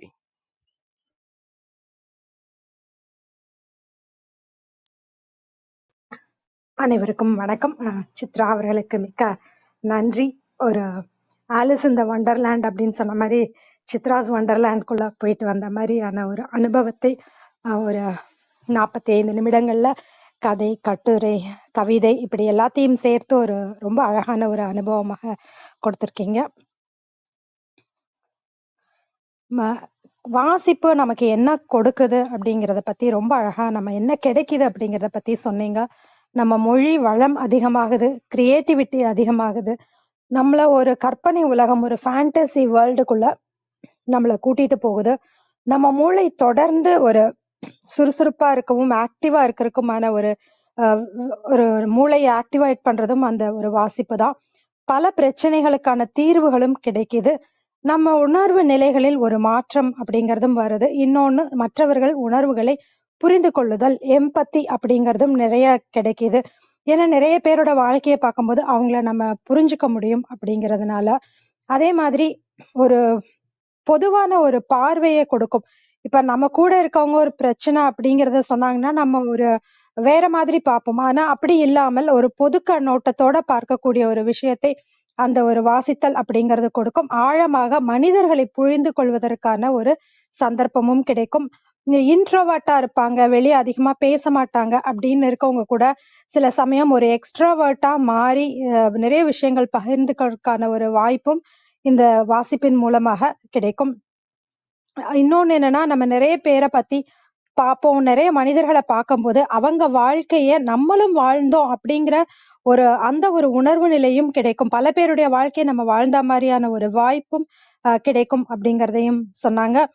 ரூமி அவர்கள் கூட சொல்லியிருக்காரு, நீங்கள் புரட்டி கொண்டிருக்கும் 100 தாள்களை எரித்து விடு, அப்படிங்கிற ஒரு சொற்றொடர். அதுல என்ன சொல்ல வர்றாருன்னா, நம்ம படிக்கிறோம் அப்படின்னாலும், அந்த அன்பு மனிதர்கள் மேல் கொண்டிருக்கும் அன்பு தான் குடுக்கிறதாக இருக்கணும். அந்த படித்துக் கொண்டிருக்கும் அந்த விஷயம் அப்படிங்கிறதெல்லாம், அந்த ரூமியின் மேற்கோளையும் ரொம்ப அழகா குறிப்பிட்டாங்க. அடுத்ததாக எஸ்ரா அவர்கள் வாழ்க்கையில் நடந்த ஒரு சம்பவத்தை குறிப்பிட்டிருந்தாங்க. ஒரு பீச் மணல்ல ஒரு தாய் தன்னுடைய போலியோ பாதித்த மகனை 1 மணி நேரம் அந்த பீச் மணல்ல, ஈர மணல்ல நின்னா சரியாயிடும்னு சொல்லி, அந்த 1 மணி நேரத்த போக்குறதுக்காக கதைகள சொல்றாங்க. வாசித்து காமிச்சுட்டு இருக்காங்க. அப்படிங்கிறத அவரோட வாழ்க்கையில் நடந்த ஒரு சம்பவத்த சொல்றாங்க. அதே மாதிரி வாசகர்களின் உலகத்தை திறக்க வேண்டும் ஒரு நல்ல எழுத்து அப்படிங்கிறத சொன்னாங்க. நம்ம அந்த ஒரு நிறைய நேரம் நமக்கு பல பிரச்சனைகள் இருக்கும், சவால்கள் இருக்கும். அப்ப தம்மின் மெலியாரை பார்த்து நம்ம தேர்த்துக்க வேண்டும் அப்படின்னு சொல்லி அந்த ஒரு நீதிநெறி நூல் மூலமாக சொன்னாங்க. அதாவது மற்றவர்கள் பிரச்சனையெல்லாம் பார்க்கும்போது என்னோடது எவ்வளவோ பரவாயில்ல அப்படின்னு சொல்லிட்டு ஒவ்வொரு விஷயத்திலும் நம்ம இந்த ஒரு வரிகளை நம்ம பார்த்துக்கலாம், பொருத்தி பார்த்துக்கலாம். நம்மள ஆற்றுப்படுத்துவதற்காக தான் இந்த புத்தகங்கள் அனைத்துமே, இந்த நீதிநெறி நூல்களாகட்டும், இந்த சொல்ற கருத்துக்கள் அனைத்தையும் நம்மை ஆற்றுப்படுத்துவதாகவும் இருக்கின்றன அப்படிங்கிறதையும் சொன்னாங்க. நம்ம உலகம் அப்படிங்கிறத திறப்பதற்கான ஒரு எழுத்து அப்படிங்கிறது இருக்கும்போது, நம்மளுடைய மகிழ்ச்சிக்காகவானதாகவும் இருக்க வேண்டும் அப்படிங்கிறதையும் சொல்லியிருக்காங்க. அடுத்ததாக ஆலிஸ் இன் த ஒண்டர்லேண்ட் அந்த ஒரு கதையில நிறைய பேர் படிச்சிருப்போம். அதுல வர ஒரு டோட்டோன்ற ஒரு பறவை அது எப்படி அழிந்து போன பின்னாடி அந்த கல்வாரான்ற ஒரு மரமும் அந்த இனமும் அழிஞ்சு போகுது.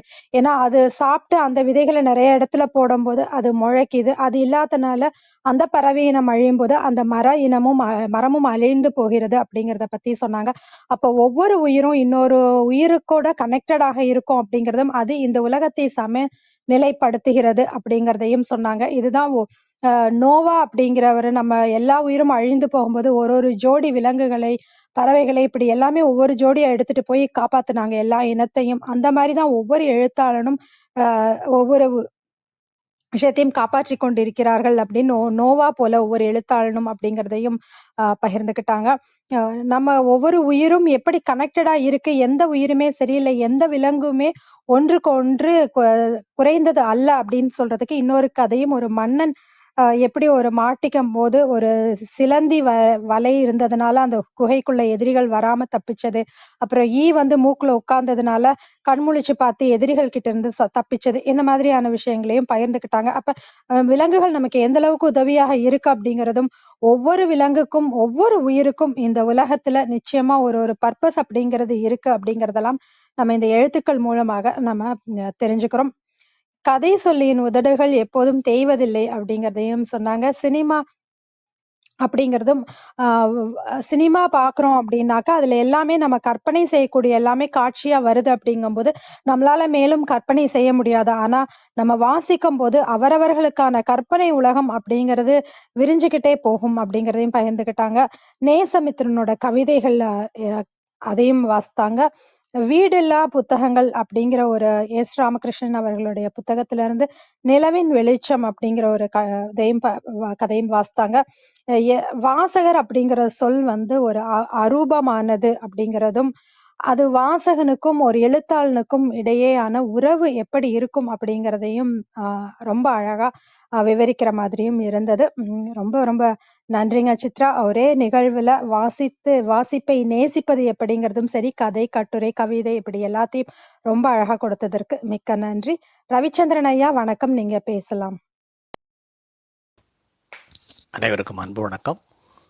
சரித்திரம் படைப்போம் குழுவிற்கு நன்றி, நண்பர்களுக்கு நன்றி. வாசிப்பை நேசிப்போம் என்கிற இந்த தலைப்பில் இந்த நிகழ்ச்சிக்காக நான் சற்று முன்பாக வந்து காத்திருந்தேன் வழக்கத்தை விட. ஏனென்றால் சித்ரா எப்படி பேசுவாங்கன்னு எனக்கு தெரியும். எனக்கு பெரிய எதிர்பார்ப்பு எப்போவுமே அவங்க பேச்சுக்கு நான் பெரிய ரசிகன். என்னுடைய நிறைய கதை நிகழ்வுகளுக்கு வருவாங்க. அவங்களுடைய பின்னூட்டத்துக்கு நாங்கள் எல்லாருமே காத்துட்ருப்போம். ஏன்னா ஒரு மிகச்சிறந்த வாசகி அப்படின்னு சொன்னால் சித்ராவை நான் எப்போவுமே நினச்சி பார்ப்பேன். நான் எல்லாருமே வாசிக்கிறாங்க, ஆனால் சிலர் மட்டும்தான் நேசித்து வாசிக்கிறாங்க. இன்னும் சிலர் வந்து அந்த வாசிப்பை தன்னுடைய சுவாசமாக நினைக்கிறாங்க.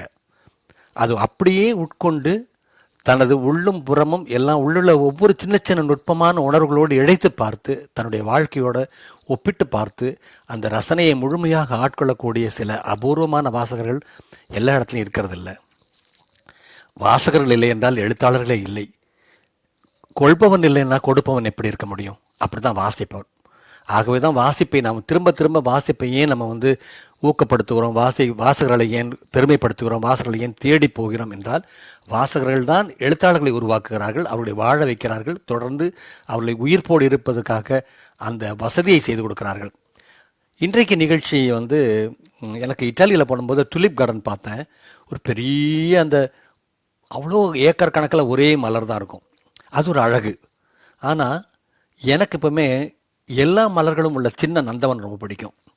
அது ஜானகிராமனோட கதையில் ஒரு மலர் மஞ்சம்னு ஒரு கதை இருக்குது. அந்த கதையில் வந்து ராமையங்கிற ஒருத்தருடைய ஒரு கொல்லையில் வந்து ஒரு நந்தவனை உருவாக்குவாங்க. அதில் இருக்கிற மலர் செடிகளை பற்றி அவர் வர்ணிப்பார்.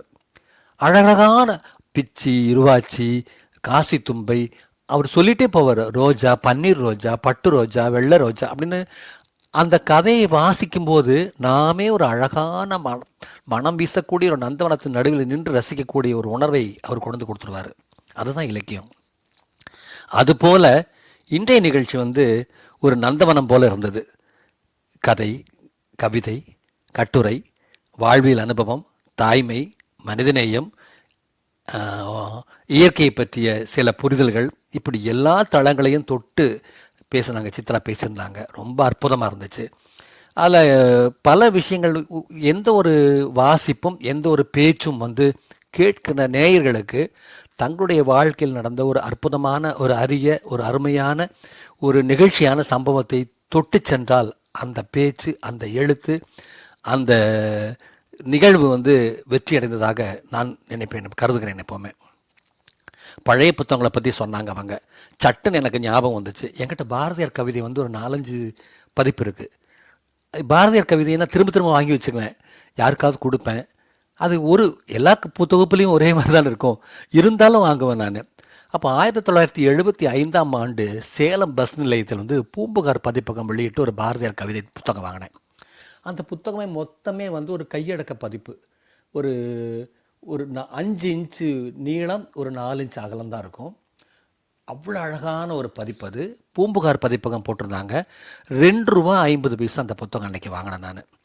அந்த புத்தகம் வந்து இப்போ நான் அது எவ்வளோ புத்தகம் இருந்தாலும் எனக்கு அந்த புத்தகத்தை பார்த்தா என்னுடைய சின்ன செல்ல பேரனை கையில் எடுத்து கொஞ்சுவது போல் ஒரு மகிழ்ச்சி ஏற்படும் இருக்குது. அப்படி அழகாக இருக்கும் அந்த புத்தகம். அவ்வளோ வடிவமைப்பு. அதில் குட்டி குட்டி எழுத்தாக இருக்குன்னா அதை தேடி படிக்கிறதுல. இப்போது அந்த புத்தகத்தில் வந்து முன்பக்கத்தில் நான் சேலம் அப்படின்னு போட்டு அந்த டேட் போட்டு வச்சுருக்கேன். இந்த மாதிரி நினைவுகளை எல்லாம் எனக்கு திரும்ப இந்த நிகழ்ச்சியின் மூலமாக நான் உணர்ந்தேன். புத்தகம் வந்து எப்போவுமே மனுஷனுக்கு வந்து உற்ற தோழன், ஆசான், அவனுடைய அன்பு காதலி, ஆருயர் நண்பன், எல்லாமே ஆத்மார்த்தமான ஒரு துணை, வாழ்க்கையின் வழித்துணை, உயிர் மூச்சு எல்லாமே புத்தகங்கள் தான் அப்படின்னு நினைக்கிறேன் நான். என் வாழ்க்கையில் நான் வந்து இன்றைக்கு ஒரு மனிதனாக நான் உலவுகிறேன் என்றால் எனக்கு நான் வாசித்த புத்தகங்கள் தான் என்னை வடிவமைத்தன. அந்த முறையில் இன்றைக்கு நிகழ்ச்சி வந்து அவங்க எப்போவுமே சித்ராவுக்கோட பெரிய ப்ளஸ் பாயிண்ட் என்னென்னு உங்களோட குரல், ரெண்டாவது சேகரிப்பு, கருத்து சேகரிப்பு. அது தேடி அலைஞ்சு அதுக்கான நுட்பமான தகவல்களை கொண்டு வந்து சேர்த்து ஒரு கதம்பச்சரம் போல் இந்த நிகழ்ச்சியை வந்து எல்லா விஷயங்களையும் உள்ளடக்கினதாக கொண்டாங்க. அதே போல் அவங்களுடைய ஃபேவரட் எழுத்தாளர் எஸ் ராமகிருஷ்ணன் அவர்களுடைய நிறைய சேர்க்கைகளையும் இல்லை கொண்டு வந்துருந்து ரொம்ப அழகாக இருந்துச்சு. புத்தகம் ஒரு நிகழ்ச்சியை சொன்னாங்க இல்லையா, ஒருத்தர் இருந்தார், அவர் புத்தகம் நிறைய புத்தகம் வாங்கினார். அப்பா உடம்பு சரியில்லாமல் ஒரு புத்தகம் வாங்கின போய் வாங்கிட்டு போனாங்க. திரும்ப வந்து 500 புத்தகம் வாங்கினாங்க. அவர் மரணம் அடைந்த போது அந்த அதை வந்து துக்கம் விசாரிக்க வந்தவங்களுக்கெல்லாம் புத்தகம் கொடுத்தாங்கன்னு எனக்கு அதுதான் அப்போ அந்த ஒன்று தோணுச்சு. மிருணாளினி சாராபாயின்னு ஒரு விக்ரம் சாராபாயோட மனைவி, மிகப்பெரிய நாட்டிய மேதை அவங்க வந்து ஒரு 10 ஆண்டுகளுக்கு மேலே மரணம் அடைந்தாங்க. அவங்க மரணம் அடைஞ்ச போது அந்த கிரிமேஷன் நடக்கிற இடத்துல அவங்களுடைய உடலை வைத்து விட்டு பக்கத்தில் வந்து அவருடைய பெண் வந்து மல்லிகா சாராபாய் வந்து அவங்களும் நடன கலைஞரவங்க. அவங்க நாட்டியம் ஆடினாங்க. அம்மாவோட உடலை படுக்க வைத்துவிட்டு கிடத்தி வைத்துவிட்டு சுற்றிலும் வந்து உறவினர்கள் நண்பர்களாக சூழ அந்த இடத்துல ஒரு நாட்டிய அஞ்சலி செலுத்தினாங்க கடைசி நிகழ்ச்சியாக. ஒரு மிகப்பெரிய நாட்டிய மேதைக்கு ஒரு மகளும் ஒரு நாட்டிய நடனமணி, இதை விட அழகான ஒரு அஞ்சலி வேறு என்ன இருக்க முடியும்? அது மாதிரி தான் வாசிப்பவர்கள் வந்து எல்லா தருணங்களிலும் எனக்கு அந்த நிகழ்ச்சி ஞாபகம் வந்துச்சு இதை கேட்டபோது. வாழும்போது அவர் புத்தகங்களை கொடுத்தார், பரிசாக கொடுத்தார். நோய்வாய்ப்பட்டது நேரத்தில் பார்க்கவர்களுக்கெல்லாம் புத்தகங்கள் கொடுத்தார். அவர் மரணமடைந்த பின் அவருடைய பிள்ளை கூட அதே போல் புத்தகங்களை கொடுத்தார் என்ற இந்த செய்தி வந்து என்னை அந்த நிகழ்ச்சியை நினைவுக்கு கொண்டு போய் சென்றது. இந்த நிகழ்ச்சி பல நல்ல நினைவுகளை, பல நல்ல உணர்வுகளை நமது மனதிலிருந்து தட்டி எழுப்பியது. அன்பு நான் அவங்கள தோழின்னு சொல்கிறதா, இல்லை மகள்னு சொல்கிறதா, இல்லை சகோதரின்னு சொல்கிறதா தெரியல. அவங்க எப்போவுமே எனக்கு ரொம்ப மனதுக்கு நெருக்கமானவங்க, நான் ரொம்ப மதிக்கக்கூடியவங்க. இந்த நிகழ்ச்சி ரொம்ப அழகாக ஒரு நந்தவனத்தில் நடுவே நடந்து சென்றது போல இந்த இனிய காலை பொழுதை நறுமணம் வீசக்கூடிய நல்ல உணர்வாக நெகிழ்ச்சியான தருணமாக மாற்றியது. நன்றி, வணக்கம். நன்றிங்க ஐயா. நீங்க சொன்ன மாதிரி ஒரு நந்தவனத்துல எல்லா வகையான பூக்களையும் பார்த்த மாதிரியும் இருந்தது. அதுல அவங்க சித்ரா கூட பேசும்போது சொன்னாங்க, அந்த ஒரு வா ஒரு நிறம் இல்லாத மலர் தான் ரொம்ப ரொம்ப வாசனைக்கும் கொடுக்கக்கூடியது அப்படிங்கிற மாதிரியும் சொல்லியிருந்தாங்க. ரொம்ப நன்றிங்க ஐயா. உங்கள் அன்பான வாழ்த்துக்களுக்கும் கருத்துக்களுக்கும் நன்றி. சரவணன் கண்ணா, வணக்கம். நீங்க பேசலாம். வணக்கம். சரித்திரம் படைப்போம் தளத்தில் உள்ள அனைவருக்கும் வணக்கம். சித்ரா அவர்களுக்கும் வணக்கம். அவங்க சொன்ன வார்த்தையில ஏதாவது ஒரு வார்த்தை கூட நம்மளால கனெக்ட் ஆகாது அப்படின்னு எதுவுமே நினைக்க முடியாது. அந்த மாதிரி தான் எல்லா விஷயத்தையும் நம்மளோட பொருத்தி பார்க்குற மாதிரி அவ்வளோ அருமையான விஷயங்களா அவங்க சின்ன சின்ன கதைகள் வழியா நமக்கு சொல்லிட்டே இருந்தாங்க. ஏன்னா அந்த கதைகள் தான் நம்மளை வந்து நம்ம நான் அப்படிங்கிறதுல இருந்து உடைச்சு நம்மளை தனியா உட்கார வைக்கும். அப்போதான் நம்ம கேட்போம். என்னமோ சொல்றாங்க, இதுக்கு பின்னாடி என்னமோ இருக்கு, யாரு அப்படின்லாம் கேட்போம். நான் அப்படிங்கிறது மறையிற இடமே வந்து நம்ம காது கொடுத்து கேட்குற இடமா தான் இருக்கும். அந்த மாதிரி ஒவ்வொரு விஷயமும் அவங்க சொல்லும்போது நேச்சரை பத்தி சொன்ன ஒரு விஷயம் வந்து சில நேரங்கள்ல நம்ம வந்து நியாயம் கற்பிச்சுட்டு இல்லை ஏதோ ஒரு முன்முடிவுகளோட இருந்த விஷயத்துக்கு எல்லாமே இயற்கையோட ஒரு பெரிய ஆன்சர் வந்து அதில் இருக்கும். அது அந்த இடத்த நம்ம நம்ம கற்றுக்கிட்டு வந்ததுனால நம்ம ஒத்துக்க மாட்டோம். ஆனால் இந்த புத்தகங்கள்லாம் வாசிக்க வாசிக்க நம்மளை வந்து அப்படியே நம்மளை வந்து பண்படுத்திகிட்டே இருக்கும், இழைச்சிக்கிட்டே இருக்கும். அது ரொம்ப உண்மையான விஷயமும் கூட. புத்தகங்கள் வந்து நிறைய சில ஏமாற்றங்களை வந்து ரொம்ப ஆச்சரியமா பார்க்க வைக்கும். சில துரோகங்களை வந்து சிரிப்போட கடந்து போக வைக்கும். பேசாதவர்களை கூட எண்ணங்களை ரொம்ப அந்த கருத்தை வந்து மேம்படுத்தும். இப்போ என்ன மாதிரி இன்ட்ரோவர்ட் நான்லாம் ஸ்டார்டிங்கில் வந்து யாருக்கிட்டையும் பேச மாட்டேன். என்ன ஏது எதுக்கு பேசணும் என்ன அப்படிங்கிற மாதிரிலாம் தோணும். பட் அதெல்லாம் இந்த புத்தகங்கள் நமக்குள்ள பேச பேச இப்போ அதுதான் பேசுதுங்கிற ஒரு உணர்வே நமக்கு தோணுது. பேசாத விஷயங்கள் நிறைய அர்த்தங்களை கொடுத்துருந்தாலும் பேசுகிற விஷயங்கள் மூலமாக தான் பேசாத விஷயங்களை கண்டுபிடிக்கவே முடியும். அந்த மாதிரி நிறைய ஒரு மெல்லுணர்வை தூண்டக்கூடிய ஒரு அருமையான ஒரு நம்மளை நாம மீட்டெடுக்கிற இடமே வந்து இந்த கதை வாசிப்புல தான் இருக்கும். புத்தக வாசிப்புல தான் இருக்கும். அதுல வந்து என்ன ஒரே ஒரு ப்ளஸ் அப்படின்னா எதையுமே நம்ம வந்து முன்முடிவோட அதை தொடங்கக்கூடாது, தொடங்க முடியாது. அதுதான் ஒவ்வொரு புத்தகமே நமக்கு வேற வேற கருத்தை சொல்லிட்டே இருக்கும். வேற வேற உலகத்தை நமக்கு படிப்பினை கொடுத்துட்டே இருக்கும். அப்போ நம்மளை வந்து இளமையாவே வச்சிருக்கோம். நம்ம வந்து எந்த இடத்துலயுமே முத்தி போக வைக்காது. அது ஒரு பெரிய நம்மள வந்து ஒரு சாரராவே நம்மள வந்து வடிவமைக்காது புத்தகங்கள். நம்மளுடைய தேடல்கள கொஞ்சம் அதிகப்படுத்தும்.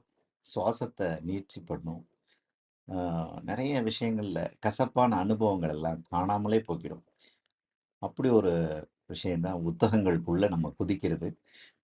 அந்த மாதிரி ஒரு விஷயங்கள இன்னைக்கு அவ்வளோ கதைகள்ல அவங்க அழகா கோர்த்து எப்போதுமே அவங்களோட ப்ரெசன்டேஷன் ரொம்ப சூப்பரா இருக்கும். அதுக்காக மெனக்கெடல் இருக்கும். ஏன்னா, அந்த மெனக்கெடலுக்காக தன்னை ரொம்ப கீழ இறக்கிப்பாங்க. அ அது வந்து அவங்களுடைய ஃபார்முலாவா என்ன அப்படின்னு கூட எனக்கு பல நேரங்கள்ல யோசிச்சிருக்கேன். எம் ஸ்கூல்ல படிக்கும்போது, "நல்லா எல்லாம் படிச்சிருக்க பையன் ஒண்ணுமே படிக்கலடா, எதுவுமே தெரியாதுடா" அப்படிம்பான். அவன் தான் ஃபர்ஸ்ட்டு போய் எல்லாத்துலயும் ஆன்சர் பண்ணியிருப்பான். கரெக்ட்டா இருக்கும். அ அது மாதிரி தான் தோணும். நான் இவங்ககிட்ட கூட சொல்லுவேன். நம்பிட்டேன், நம்பிட்டேன் அப்டின்னுவேன். அந்த மாதிரி அது வந்து நமக்கும் ஒரு பாடமா இருக்கும். அவங்களுக்கும் நம்ம இன்னும் படிக்கல அப்டிங்கிற ஒரு விஷயத்துக்கு அடுத்த ஸ்டெப் போறதுக்கு ஒரு விஷயமா இருக்கும். தீராத தாகம் அப்டிங்கிறது எப்பவுமே வாசிப்புல இருக்கும். ஏன்னா, அது எப்போதுமே தீராது. ஜீனியஸ் ஆர் நெவர் சாட்டிஸ்ஃபைடுன்னுவாங்கல்ல, அது மாதிரி இந்த வாசிப்பு அனுபவம் வந்து தேடிக்கிட்டே இருக்கும் நம்மள. அப்படியே நமக்கு நம்மளே தேட வைக்கும். அருமையான ஒரு அனுபவம் இந்த வாசிப்பு அனுபவம் எப்போதுமே. அம் இன்னும் பேசிக்கிட்டே இருக்கலாம். இருந்தாலும் அவங்களுடைய கதைகள் அந்த ரொம்ப உணர்வுபூர்வமான கதைகள் 2 எப்படியும் சொல்லிடுவாங்கன்னு எனக்கு தெரியும். அதுல வந்து அந்த அந்த அந்த குழந்தைய மணல்ல வந்து போட்டு இது பண்ணும்போது, அந்த அம்மா அழுகும்போது, அவங்க மட்டும் அழுகல அந்த கதையில. அந்த நேரத்துல எல்லாருக்குமே ஓரளவு கண்கள் பனித்திருக்கும்னு நெனைக்கிறேன். ஏன்னா, எஸ்ராவோட அந்த கதைய வந்து அந்த ஒரு நிகழ்கணத்துல நடந்த விஷயத்த அவரு சொல்லம்போது, அத ஒரு கதையா சொல்லம்போது, நம்மளும் நெறைய பேர பார்த்திருப்போம். இனிமே பார்க்க போற அ மக்கள்ட்ட கூட நமக்கு அந்த ஈரம் இருக்கும். அ அது எல்லாமே இந்த மாரி கதைகள் தான் நமக்கு நம்ம தோள்ல சுமக்க வைக்குது. ஆ வாய்ப்புக்கு நன்றி. வாழ்த்துக்கள் சித்ரா அவர்களுக்கு. தொடர்ச்சியா இன்னும் நெறைய 1 மணி நேரத்த 2 மணி நேரமா ஆக்கணும். இந்த மாதிரி கதை சொல்லி முடிச்சிடவா? கவிதை சொல்லி முடிச்சிடவா? அப்படின்லாம் கேட்கக்கூடாது. ஏன்னா, சோறு தண்ணி இல்லாம இருக்கிறதுக்கு நாங்க ரெடியா இருக்கோம். நன்றி. வாழ்த்துக்கள். நன்றிங்க சரவணன் கண்ணா. நிச்சயமா அந்த ஒரு தேடல் அப்படிங்கிற ஒரு விஷயம் இருக்கும். அத வாசிக்கும்போது, இன்னைக்கு அந்த ஒரு விஷயம் வந்தது. சித்ரா அவர்களுடைய உரைக்கு காண்போது. மிக்க நன்றி. உங்கள் அன்பான வாழ்த்துக்களுக்கும், கருத்துக்களுக்கும் நன்றி. நந்தினி வணக்கம். நீங்க பேசலாம். உற்சாகமான காலை வணக்கம். ஆ, ரவிச்சந்திரன் தோழரும் சரவணன் கண்ணாவும் பேசினதுக்கு அப்புறம் என்ன கண்டென்ட்டே இல்லையே அப்படிங்கிற மாதிரி தான் இருக்கு. அவங்கெல்லாம் நிறைய பேசுறாங்க, நிறைய விஷயங்கள் சொல்றாங்க. அவங்க எல்லாமே பயங்கரமான புத்தக வாசிப்பை நேசிக்கக்கூடியவங்க. அவங்கெல்லாம் சொல்ற அளவுக்குலாம் எனக்கு என்ன சொல்றதுன்னு தெரியல. ஆனா ஒரு தோழியா நான் சித்ராவ பார்த்து ஏதாவது கிஃப்ட் பண்ணணும். ஏதோ ஒரு அபரிமிதமான சந்தோஷம் வரும்போது, தோழமைகளுக்கு ஏதாவது ஒரு பரிசு குடுத்தா சூப்பரா இருக்கும் அப்படின்னு நம்ம நெனச்சு, அவங்களுக்கு புத்தகத்த மட்டும் வாங்கவே முடியாது. ஏன்னா பொதுவா நம்ம என்ன நெனைப்போம், எல்லா ஃப்ரெண்ட்ஸுக்கும் அவங்கவங்களுக்கு பிடிச்சத தான் வாங்கி குடுப்போம். ஆனா, இவங்களுக்கு அப்படி என்னால சூஸ் பண்ணவே முடியாது. ஏன்னா, இவங்க கிட்ட என்ன இல்ல அப்படின்னு அந்த கேள்விக்கே இடம் இருக்காது. நம்ம அந்த டைட்டில பார்த்தோம், இந்த கவர பார்த்தோம். கவர் பளபளப்பா இருக்குதே, டைட்டில் நல்லா இருக்கே, இந்த எழுத்தாளருக்கு எங்கேயோ ஒரு மூலையில கேள்விப்பட்டிருக்கோமே அப்படிங்கிற லெவல்ல தான் என்னோட வாசிப்பு. அதனால நான் அந்த மாதிரி புத்தகங்கள தேடி அவங்களுக்கு வாங்குனா, அவங்க அதில ஒரு 10 காப்பி வச்சிருப்பாங்க. அது நான் வந்து என்னோட 8த் படிக்கும்போது நான் படிச்சேன் அப்படிம்பாங்க. ஏதாவது ஒண்ணு சொல்லுவாங்க. அந்த மாதிரி தான் அ அவங்களுடைய வாசிப்பு. அவங்கள சுத்தி எப்போதும் புக்ஸு. இதெல்லாம் வந்து ஒரு பெரிய குடுப்பினை, இல்ல ஒரு பெரிய பாக்கியம்னு தான் நான் நெனைப்பேன். ஏன்னா, புத்தகத்த வாசிக்கிறது எவ்வளோ பேர் பண்றாங்க. அதுல இவ்ளோ வெறி கொண்ட வாசிப்பு அப்படின்னு எவ்வளோ பேர் பண்ணுவாங்க. அந்த வாசிச்சத எவ்வளோ பேர் சிலாகிச்சு எழுதுவாங்க. எழுதுனத அழகா எப்படி பேசத் தெரியும். எப்படி வந்து அந்த கதைய நம்ம எப்படி உள்வாங்கணுமோ, அந்த கதைய எப்படி ஒரு கதை சொல்லி பாணியில அழகா எடுத்துட்டு போய் மக்கள்ட்ட சேர்க்க முடியும். இப்படி அந்த புத்தகங்களோட பயணம் அப்படின்னா, அது வந்து மேபி ஒருத்தர் வந்து வாசிக்கிறவரா இருப்பாரு, ஒருத்தர் வந்து கதை சொல்லியா இருப்பாரு. இப்படி இருக்கும். இந்த ரிவ்யூ எழுதுறதுலேருந்து எல்லாத்தையும் எல்லாத்தையுமே பார்த்து பார்த்து பிரமிச்சு போயி, வியந்து போயி, இப்போ வரைக்கும் இவங்க என்ன மாதிரி மனுஷி அப்படின்னு புரிஞ்சுக்க முடியாம, விளங்க முடியாம அப்படிதான் இருக்கேன். ஆனா பொதுவா நாங்க பேசிக்கும் போதெல்லாம், நெறைய நேரங்கள்ல எங்களுடைய ஆதங்கங்கள் எப்படி இருக்கும் அப்படின்னா, இவங்க ஏன் இன்னும் எவ்வளவோ பண்ணலாமே, ஏன் அப்படிலாம் பண்ணாம இருக்காங்க அப்படிங்கிற அந்த கேள்வியோட தான் நிக்கும். அவ்வளவு அந்த புத்தகங்களோட அவங்களுடைய கனெக்டிவிட்டி அவ்வளவு ஆழமா இருக்கு. அதுல இன்னும் இவங்க இன்னைக்கு பேசினது வந்து ஒரு துளின்னுலாம் கூட சொல்லவே முடியாது. அது ஒரு கடல் கடல் மாதிரி அந்த பிரதேசத்துல ஒரு சின்ன டாட் கூட என்னால அவங்களோட இன்னைக்கு பேச்ச வந்து அப்படி ஒரு வரையறைக்குள்ள கொண்டு வர முடியல. இதுலயே நமக்கெல்லாம் ஸ்லாகிச்சு பேசுறதுக்கு நெறைய இருக்கு. அவ்வளவு விஷயங்கள் அவங்களுக்கு வந்து அது ஞாபக சக்தியும் நிறையவே இருக்கு. அதுவும் ஒரு குறிப்பிடத்தகுந்த ஒரு விஷயம். மற்ற விஷயங்கள்லாம் மறந்து போனா கூட புத்தகங்கள் சம்பந்தமா அவங்க படிச்சது எப்பப்பயோ படிச்சதெல்லாம், பல வருடங்களுக்கு முன்னாடி படிச்சதெல்லாம் நினைவுல வச்சிருக்காங்கன்னா, ஒரு புத்தகத்தை எத்தனை முறை படிப்பாங்க, எவ்வளோ ஆழமா அதை உள்வாங்குறாங்க அப்படின்லாம் நான் யோசிப்பேன். நிறைய வந்து இன்ஸ்டால எழுதுறதும் இப்போ வந்து வளர்ந்துட்டு வருது. ஆனா வளர்ந்துட்டு வருதுன்னு சொல்லி எங்களால வந்து அது ஒரு சந்தோஷப்பட்டு, ஏன்னா அவங்க போக வேண்டிய தூரம் ரொம்ப தூரம் இருக்கு. அவங்க மெதுவா நடை பயில்றாங்களே அப்படிங்கிற மாதிரி இருக்கும். ஏன்னா எழுத்துலகத்துக்கு அவங்க செய்ய வேண்டிய சேவை வந்து கடல் அளவுக்கு இருக்கு. அவ்வளவு சூப்பரான ஒரு வாசிப்பாளர். அவங்களுடைய வாசிப்பு தன்மையை பத்திலாம் நான் வியந்து போற ஒரு ரசிகையா தான் நான் என்ன வச்சுக்க முடியுதே தவிர, என்னால வந்து அவங்க இப்படிலாம் இந்த மாதிரியான டைப்ல இருக்கிற புத்தகங்களை எல்லாம் வாசிப்பாங்க தெரியுமா? இதெல்லாம் அப்படி ஆச்சரியம் அப்படிலாம் என்னால சொல்ல முடியல. ஏன்னா, அவங்க படிச்ச அந்த புத்தகங்களுடைய டைப்லாம் அவங்க எனக்கு குமரி துறைவி நீங்க படிங்க நந்தினி அப்படின்னு சொல்லி ஒரு சஜஷன் கூட குடுத்தாங்க. இன்னி வரைக்கும் என்னால தொட்டு அத படிக்க முடியல. இத்தனைக்கும் எனக்கு ரொம்ப பிடிச்ச ஒரு தெய்வம்னா மதுரை மீனாட்சி. அவங்க தொடர்பான ஒரு புத்தகத்தையே என்னால எடுத்து ஏதேதோ சாக்கு போக்குகள் சொல்லி நான் அந்த உலகத்தையே படிக்க விரும்புறேன் அப்படின்னு சொல்லி எனக்கான ஏதோ ஒரு சாக்கு அது ஒரு நொண்டி சாக்குன்னு சொல்லுவாங்க இல்லையா? அந்த மாதிரி தான் நான் சொல்லிட்டு அலைஞ்சிட்டு இருக்கேன். ஆனா இவங்க வந்து புத்தகம் படிக்காத நாளே இருக்காது. இன்னும் சொல்லப்போனா எழுதாத நாளுமே இருக்காதுன்னு நான் சமீபத்துல உணர்றேன். நெறைய எழுதுறாங்க. ஆனா இது பத்தவே பத்தாது. அவங்களுடைய எனர்ஜி லெவல் வந்து அதாவது மன ஓட்டங்கள் நெறைய இருக்கு. அத வந்து எழுத்துப்பூர்வமா கொண்டு வர்ற அந்த செயல்பாடு, அந்த கனெக்டிவிட்டி வந்து இன்னும் சூப்பரா 2த்தையும் ஒண்ணா சிங்க் பண்ணிட்டாங்கன்னா, அவங்க எழுத்துலகத்துக்கு அவங்களுடைய படைப்புகள் வந்து ஏராளமா கிடைக்கும். ஆனா ஒரே ஒரு குறைபாடு எப்போதுமே நெனச்சுக்கிறது, அவங்க அண்டர் எஸ்டிமேட் பண்ணிக்கிட்டே இருப்பாங்க. தன்னுடைய அந்த ஒரு செயல்பாடுகள எப்போதும் கிரிட்டிசைஸ் பண்ணிட்டு, மத்தவங்கள கொள்ள கொள்ளையா ஊக்கப்படுத்துவாங்க. ஆனா தன்ன சுய விமர்சனம் பண்ணிக்கிறதுலயே தான் தடங்கல்கள் குடுத்து தன்னோட முயற்சிகள அப்படி அப்படியே நிறுத்திக்கிறது. அப்படி இல்லாம இப்ப கொஞ்சம் பரவாயில்லன்ற அளவுக்கு ஒரு விதத்துல வந்திருக்காங்க. அதுவும் எனக்கு அது தெரியுது.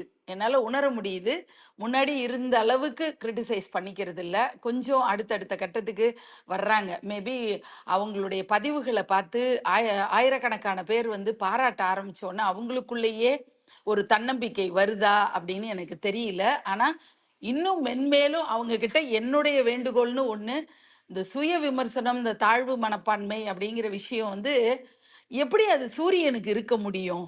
அப்படிதான் எனக்கு ஆச்சரியமா இருக்கு. எப்படி வந்து ஏதோ ஒரு ரொம்ப உச்சத்தை எட்டுன ஒருத்தவங்களுக்கு எப்படி அந்த தாழ்வு மனப்பான்மை இருக்கும்? எனக்கு எப்போதுமே எனக்கு தோன்ற விஷயம், சூப்பர் ஸ்டார் அவர் வந்து ஓப்பனிங் மாஸுக்காக, கைத்தட்டலுக்காக அவர் ஏங்க போறது இல்ல. அதெல்லாம் தாண்டிட்டார் இல்லையா? அந்த மாதிரி தான் ஒரு ஒரு பெரிய ஆளுமையா, ஒரு பெரிய எழுத்தாளரா பரிமளிக்க தொடங்கி பல நாட்கள் ஆயிடுச்சு. இன்னும் ஏன் அந்த தாழ்வு மனப்பான்மை? இன்னும் நெறைய எழுத்துலகுக்கு பண்ண வேண்டிய பணிகள் இருக்கு அப்படின்னு சொல்லி, நம்ம சித்ராவ பொறுத்தவரைக்கும் நான் அது மட்டும் தான் ஆசைப்படுறேன். அவங்களால முடிஞ்ச வரைக்கும் நெறைய எழுத்துலகத்துக்கு குடுக்க வேண்டியத கடமையா நெனச்சு பண்ணணும். அடுத்தடுத்த சந்ததிகளுக்கு நம்ம பண்ணப்போற இப்ப வாசிப்பை நேசிக்கணும் அப்படிங்கிற டாபிக்ல அவங்க பேசும்போது, அந்த இவங்களுடைய எழுத்து அது வந்து நேசிக்கப்படணும். பலரும், பல தரப்பு மக்களும் அத நேசிக்கணும் அப்படிங்கிற ஒரு காரணத்துக்காக அவங்க எழுதணும். இன்னும் அத இன்னும் செல்ஃபிஷா சொல்லணும்னா, அவங்க பேரன், பேத்தி படிக்கிறதுக்காகவாது அவங்க அத பொக்கிஷங்களா எழுதி வைக்கணும். அப்படிங்கிறது தான். அது நெறைய எழுதணும். இப்ப எழுதிட்டு இருக்கிறது ஒண்ணுமே இல்ல அப்படின்னு எனக்கு தோணுது. அவங்களுடைய எனர்ஜி லெவல் மனதளவுல அவ்வளோ இருக்கு. அத வந்து செயலுருவம் குடுக்கணும் அப்படின்றது மட்டும் தான் அதுக்கான பலத்த வந்து என்னுடைய அன்னை மீனாட்சி குடுக்கணும் அப்படின்னு நான் பிரார்த்தனை பண்ணிக்கிறேன். அவங்களுடைய ஹெல்த் வந்து ரொம்ப சூப்பரா வந்து அவங்க நெறைய பல மடங்கு இந்த மாதிரியான எழுத்துலக பயணத்த சூப்பரா அவங்க பண்ணிட்டே இருக்கணும் அப்படிங்கிற ஆசையையும் நான் தெரிவிச்சுக்கிறேன். இன்னைக்கு பதிவ வந்து நான் பாதியில தான் இணைய முடிஞ்சுது. இன்னைக்கு சித்ராவோட பதிவு அப்படின்னு நேத்து பிரிட்டோ சகோதரர் சொன்னப்பவே நான் ரொம்ப ஆர்வத்தோட இருந்தேன். ஆனா எப்படி என்ன அறியாம தூங்கிட்டேன்னு நினைக்கிறேன். ஆனா யாரோ தட்டி அடிச்சு எழுப்புன மாதிரி தான் அப்படி தூக்கி வாரி போட்டு எழுந்து, அடடா! சித்ராவோடதாச்சே அப்படின்னு சொல்லி ஓடி வந்தேன். பாதி கேட்க முடிஞ்சுது. அந்த அதை பற்றி ஸ்லாகிக்கிற அளவுக்கு எனக்கு வந்து அந்த ஒரு எழுத்து உலகத்தில் எனக்கு பெரிய ஆளுமையோ இல்லை ஒரு வாசித்தல் பழக்கமோ இல்லாததுனால அது பற்றி நான் பேசலை. பட் அவங்கள பற்றி எனக்கான உணர்வுகளை பகிர்ந்துக்கிறதுக்கு இந்த தளம் வந்து இன்னைக்கு ஒரு வாய்ப்பை ஏற்படுத்தி கொடுத்துருக்கு அப்படின்னு நான் நம்புகிறேன். ஆரோக்கிய புருட்டோ தோழருக்கும் கற்பகவல்லிக்கும் வழக்கம் போல் என்னுடைய பாராட்டுகளையும் நன்றியையும் தெரிவிச்சுட்டு, சித்ராவுடைய பேரன் பேத்திக்காக அவங்க எழுதணுன்ற ஒரு டேக்லைனை வச்சுக்கிட்டு எழுத ஆரம்பிச்சாங்கன்னா கொட்டி தீர்க்க முடியும் அப்படின்னு சொல்லி நான் உங்ககிட்ட கேட்டுக்கிறேன். ரசிக்க மட்டுமே தெரிந்த நந்தினி. நன்றி. நன்றிங்க நந்தினி. நிறைய விஷயங்கள் பகிர்ந்துக்கிட்டீங்க. இன்னும் அவங்க நிறைய நிறைய எழுதணும் அப்படிங்கிறத எல்லாரும் சார்பாகவும் நீங்க சொன்ன மாதிரி இருந்தது. அதே மாதிரி அவங்கள விளங்கிக்கவே முடியல அப்படின்ற சொன்னீங்க. அப்ப எனக்கு ஒரு கவிதை வரி தான் ஞாபகம் வந்துச்சு. இந்த கமல் ஆளவந்தான்ல சொல்ல விளங்க முடியா கவிதை நான் சொல்ற மாதிரி இருந்தது. நிச்சயமா இன்னும் நிறைய கதைகள், கவிதைகள் பாதி கதைகள் பாதி அப்படிங்கிற மாதிரி இருக்காங்க சித்ரா. இன்னும் நிறைய கதைகளும் எழுதணும் அப்படிங்கிறதும், கவிதைகளும் நிறைய எழுதணும் அப்படிங்கிறதையும் மீண்டும் ஒரு முறை அனைவர் சார்பாகவும் நீங்க சொன்ன மாதிரி இருந்தது. மிக்க நன்றிங்க நந்தினி. பிரவீனா வணக்கம், நீங்க பேசலாம். நன்றி. வணக்கம். அவையோருக்கு வணக்கம். சித்ரா வந்து என்னோட ஃப்ரெண்டு. இன்னைக்கு கொஞ்சம் தாமதமாக தான் இணைஞ்சுக்கிட்டேன் நான். எஸ்ரா அவர்களுடைய பதிவு அவங்க கொடுக்குற போது தான் இணைஞ்சுக்கிட்டேன். அவங்களோட மிகப்பெரிய ரசிகை நான். அவங்களோட குரல் வளம், அதுக்கப்புறம் அந்த எப்படி அந்த நரேட் பண்ணுறாங்க, அந்த நரேஷன் ஸ்டைல், ஒரு ஸ்லாங் இருந்துச்சுன்னா அந்த ஸ்லாங்குள்ளே போய் அந்த ஸ்லாங்க அழகா பேசுறது. ஸோ இவங்களோட துப்பறியும் சாம்பு தான் ஃபர்ஸ்ட் கேட்டேன்னு நினைக்கிறேன். ஸோ அது அவங்களுடைய பாட்காஸ்ட்ல கூட இருக்கு, கேட்டு பாருங்க. ரொம்ப சூப்பரா இருக்கும். அப்படியே நம்ம அந்த இடத்துக்கு கூட்டிட்டு போயிடுவாங்க. நம்ம கூடயே உரையாடுற மாதிரி தான் இருக்கும் அவங்களோட அந்த நரேஷன், வாசிக்கிற அந்த கட்டுரை. ஸோ எனக்கு ரொம்ப, அதாவது நான் படிச்சு ரொம்ப பழக்கமே இல்லை, வாசிப்பு அனுபவமே கிடையாது. அவங்களுடைய கதை கேட்டதுக்கு அப்புறம் தான் ஓகே, கதை கேட்கணும் அப்படின்னு ஒரு ஆர்வம் வந்தது. அதுக்கப்புறம் கேட்க ஆரம்பிச்சேன். இப்போ வாசிக்கவும் ஆரம்பிச்சிருக்கேன். ஸோ எனக்கு பேசுறதுக்கு ரொம்ப தெரியல. பட் எப்பயுமே அவங்களோடது வந்து ஒரு தொய்வில்லாம நம்ம எவ்வளோ மணி நேரம் கூட நம்ம கேட்டுட்டே இருக்கலாம். அந்த அளவுக்கு அவங்களோட நரேஷன், வாய்ஸ் எல்லாமே நம்மள ஒரு ஆர்வத்தை தூண்டுற மாதிரியும் அப்படிதான் இருக்கும். ஸோ என்னன்னா, எனக்கு வந்து லிசனிங் ரொம்ப பிடிக்கும். அதுல என்னால ரொம்ப கிரகிச்சுக்க முடியும். ஸோ அதனால இது ஒரு சேவையா தான் நான் பார்க்குறேன். கதை சொல்லி அப்படிங்கிறபோது அவங்களோட ஒரு கதை வாசிப்பை தாண்டி பிறருக்கும் அது வந்து எடுத்துட்டு கடத்திட்டு போறது. ஏன்னா அவ்வளோ பொக்கிஷங்கள்லாம் இருக்கு புத்தகங்கள்ல. நிறைய பேருக்கு இப்போ என்ன மாதிரி நான் இவ்வளோ வருஷம் வேஸ்ட் பண்ணிட்டேனேன்னு இருக்கு. வாசிப்பு அனுபவமே இல்லாம இவ்வளோ வருஷம் நான் வேஸ்ட் பண்ணியிருக்கேனேன்னு இருக்கு. ஆனா அது நெக்ஸ்ட் சுத்தி இருக்கிறவங்களுக்கும் கடத்தக்கூடிய ஒரு பெரிய சேவையா தான் இவங்க எல்லாருமே பண்றாங்க. சாரோட ரவிச்சந்திரன் சாரோடது கேட்டிருக்கேன், சரவணன் சார்து கேட்டிருக்கேன். ஆக்சுவலா யானை டாக்டர் வாசிச்சு கேட்டிருக்கேன் சரவணன் சாரோடது. அப்புறம் ரவிச்சந்திரன் சாரோடது கதவு அப்படின்னு நினைக்கிறேன். ஸோ கீரா அவர்களுடையது அது கேட்டிருக்கேன். ஸோ அந்த மாதிரி ஒரு ஒரு ஒரு உலகத்தை நம்மளால ஒரு புது உலகத்துக்கு கொண்டு போயிடுது. ஸோ அதுதான் எனக்கு ஷேர் பண்ணிக்கணும்னு. சித்ரா மேம், ரொம்ப நன்றி. ஏன்னா நீங்க தான் ஃபர்ஸ்ட் ஸ்டார்டிங் பாயிண்ட் நான் லிசன் பண்ண ஆரம்பிச்சதுக்கு. நிறைய வாசிச்சு சிறுகதைகள் எல்லாமும் வாசிச்சு போடுங்க பாட்காஸ்ட்ல, கேட்கறதுக்கு ஆர்வமா இருக்கும். நன்றி. ரொம்ப மகிழ்ச்சிங்க பிரவீனா. அவங்க பேசுனதை கேட்டு நான் வாசிக்க தொடங்கியிருக்கேன் அப்படின்னு சொன்னது உண்மையிலேயே ரொம்ப மகிழ்ச்சியா இருக்கு கேட்கறக்கு. நீண்ட நாள் கழிச்சு உங்களோட குரலை கேட்டுள்ளது மிக்க மகிழ்ச்சி. மிக்க நன்றிங்க பிரவீனா. விஜயகுமாரி அம்மா வணக்கம், நீங்க பேசலாம்.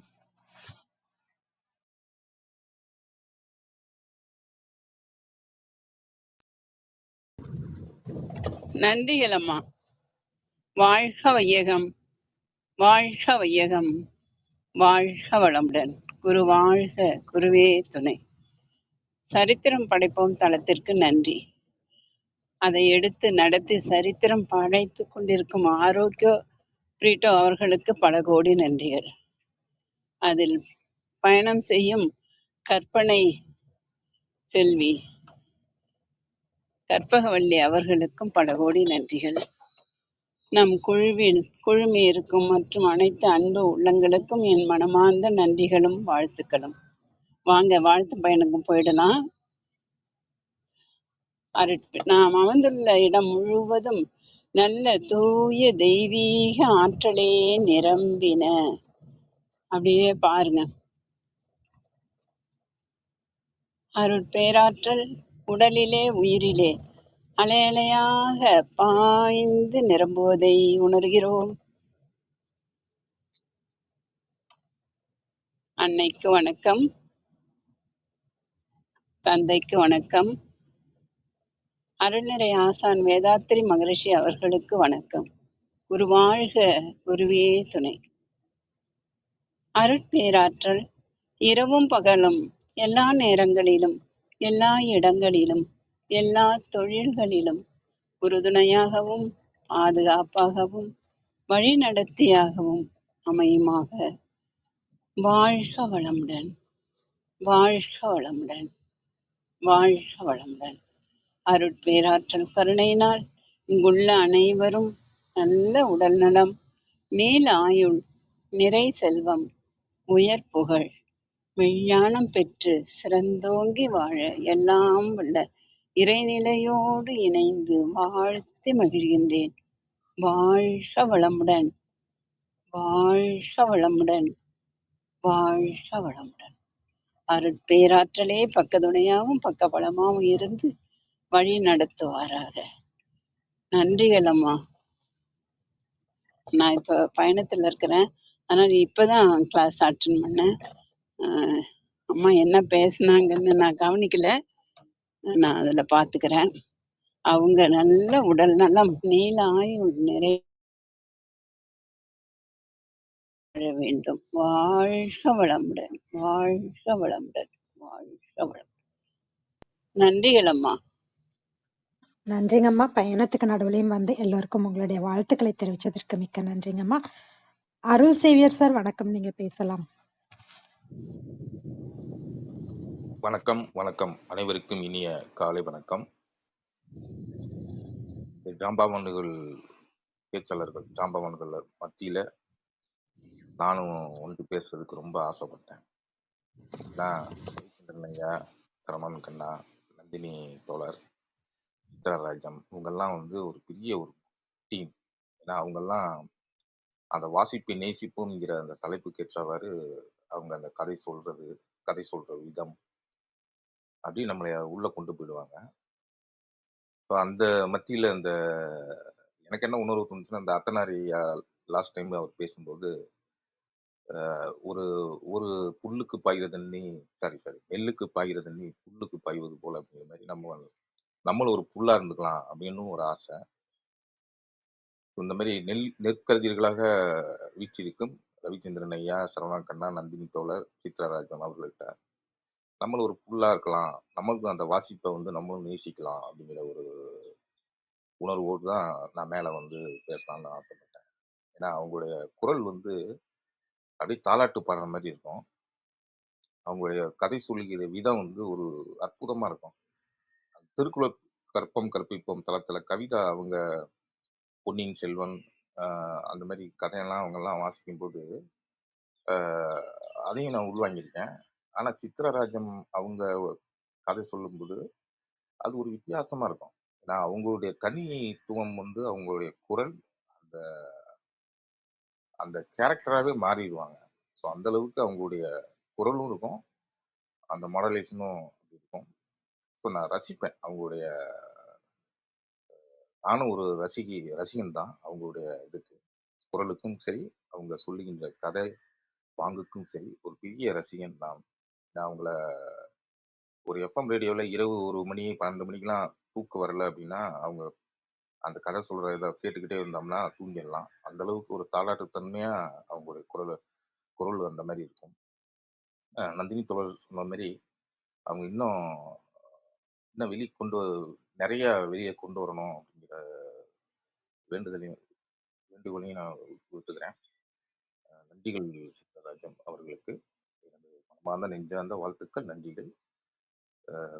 நான் எப்போதுமே உங்களுக்கு ஒரு ரசிகன் தான். நானும் இந்த வாசிப்பை நேசிப்போம்ங்கிற ஒரு இதுல நானும் ஒரு நானும் ஒரு முயற்சி பண்றேன். வாசிக்கிறது அந்த தூண்டுதலை உங்களை மாதிரி ஆட்கள் மூலமா தான் எனக்கு அந்த தூண்டுதல் வருது. நானும் இதே தளத்துல அந்த வாசிப்பை நேசிப்போங்கிறதுல மேக்சிமம் என்னால் முடிஞ்ச அளவுக்கு நானும் ஒரு சார் ஒரு வாய்ப்பு கொடுத்தா நானும் அதில் பங்கேற்கணும்னு ஆசைப்படுறேன். நீங்கெல்லாம் சீனியர்ஸ் ஜாம்பவான்கள், ஏதோ நானும் இப்போ கத்துக்குட்டியா வந்து உங்களோட சேர்ந்துக்கலாம் அப்படின்னு ஒரு சின்ன ஒரு ஆசை. நன்றிகள், எல்லாத்துக்கும் வாழ்த்துக்கள், நன்றிகள், வாய்ப்புக்கு நன்றி. நன்றிங்க சார். அவங்கள அன்பான வாழ்த்துக்களுக்கு நன்றி. நீங்க ஏற்கனவே ஒரு முறை ஒரு சிறுகதை நீங்க வாசித்திருக்கீங்க. அவ்வளோ அழகா வாசித்தது இன்னும் எங்களுக்கு ஞாபகம் இருக்கு. அதனால நிச்சயமா மீண்டும் உங்களுடைய வாசிப்பை கேட்பதற்காக ஆர்வமா இருக்கிறோம். மிக்க நன்றிங்க சார். கலைச்செல்வி வணக்கம். பேசுறீங்க. சித்ரா தோழி ஆண்டிக்கு என்ன சொல்றதுன்னா, அவங்க வந்து நல்ல உறவு. அவங்க எங்க போனாலும் அவங்க வீட்டுக்கு கூப்பிடுவாங்க, நல்ல உணவு தயாரிப்பாங்க, நல்ல அந்த லஞ்ச் எல்லாம் அவங்களே மத்தியானத்துல சாப்பாடு அவங்க போடுவாங்க. சித்ரா தோழி ஆண்டி எப்படி இருக்கீங்க? வணக்கம், காலை வணக்கம். வாசிப்பை நேசிப்போம் தலைப்புல வந்து நல்ல நண்பன், நல்ல உறவு, ஜோதிய பத்தியும் நீங்க நல்லா விரிவா எழுதுங்க. உங்களுக்காக துன்பம் நேர்கையில் ஒரே ஒரு நிமிஷம் ட்ரெஸ் மட்டும் எடுத்துக்கிறேன். நல்லா நாசல் எடுத்துட்டு பாடுறேன். துன்பம் நேர்கையில் யாழெடுத்து நீ இன்பம் சேர்க்க மாட்டாயா? துன்பம் நேர்கையில் யாழெடுத்து நீ இன்பம் சேர்க்க மாட்டாயா? எமக்கின்பம் சேர்க்க மாட்டாயா? அன்பில்லா நெஞ்சில் தமிழிற் பாடி நீ அன்பில்லா நெஞ்சில் தமிழிற் பாடி நீர் அல்லல் நீக்க மாட்டாயா? கண்ணே அல்லல் நீக்க மாட்டாயா? வன்பும் எளிமையும் சூழும் நாட்டிலே, வன்பும் எளிமையும் சூழும் நாட்டிலே வாழ்வில் உணர்வு சேர்க்க, எம் வாழ்வில் உணர்வு சேர்க்க நீ அன்றை நற்றமிழ் கூத்தின் முறையினால் ஆடி காட்ட மாட்டாயா? கண்ணே ஆடி காட்ட மாட்டாயா? அறமிதின்றும் யாமறமிதின்றுமே அருகில்லாத போது, யாமருகில்லாத போது தமிழ் இறைவனாரின் திருக்குறளிலே ஒரு சொல், இறைவனாரின் திருக்குறளிலே ஒரு சொல் இயம்பி காட்ட மாட்டாயா? நீ எம்பி காட்ட மாட்டாயா? நீ அன்றை நற்றமிழ் கூத்தின் முறையினால் ஆடி காட்ட மாட்டாயா? கண்ணே ஆடி காட்ட மாட்டாயா? துன்பம் நேர்கையில் யாழெடுத்து நீ இன்பம் சேர்க்க மாட்டாயா? அனைவருக்கும் நன்றி. அவைக்கு எப்படி நன்றி, இருந்தது? நன்றி. சித்ரா தோழிக்கு வாழ்த்துக்கள். நிறைய படிக்கணும், நிறைய எழுதணும். அவங்க நிறைய பேருக்கு உதவி செய்யறாங்க. இந்த நேரத்துல அதுக்கும் நான் நன்றி கற்பகவல்லி சொல்றேன். அக்கா, நானும் ஜோதிமா, ரொம்ப ரொம்ப அழகா இருந்தது பாட்டு. உங்க பாட்ட கேட்கும்போது துன்பமெல்லாம் இருக்காது. மகிழ்ச்சி மட்டும்தான் இருக்கும். நன்றிக்கா.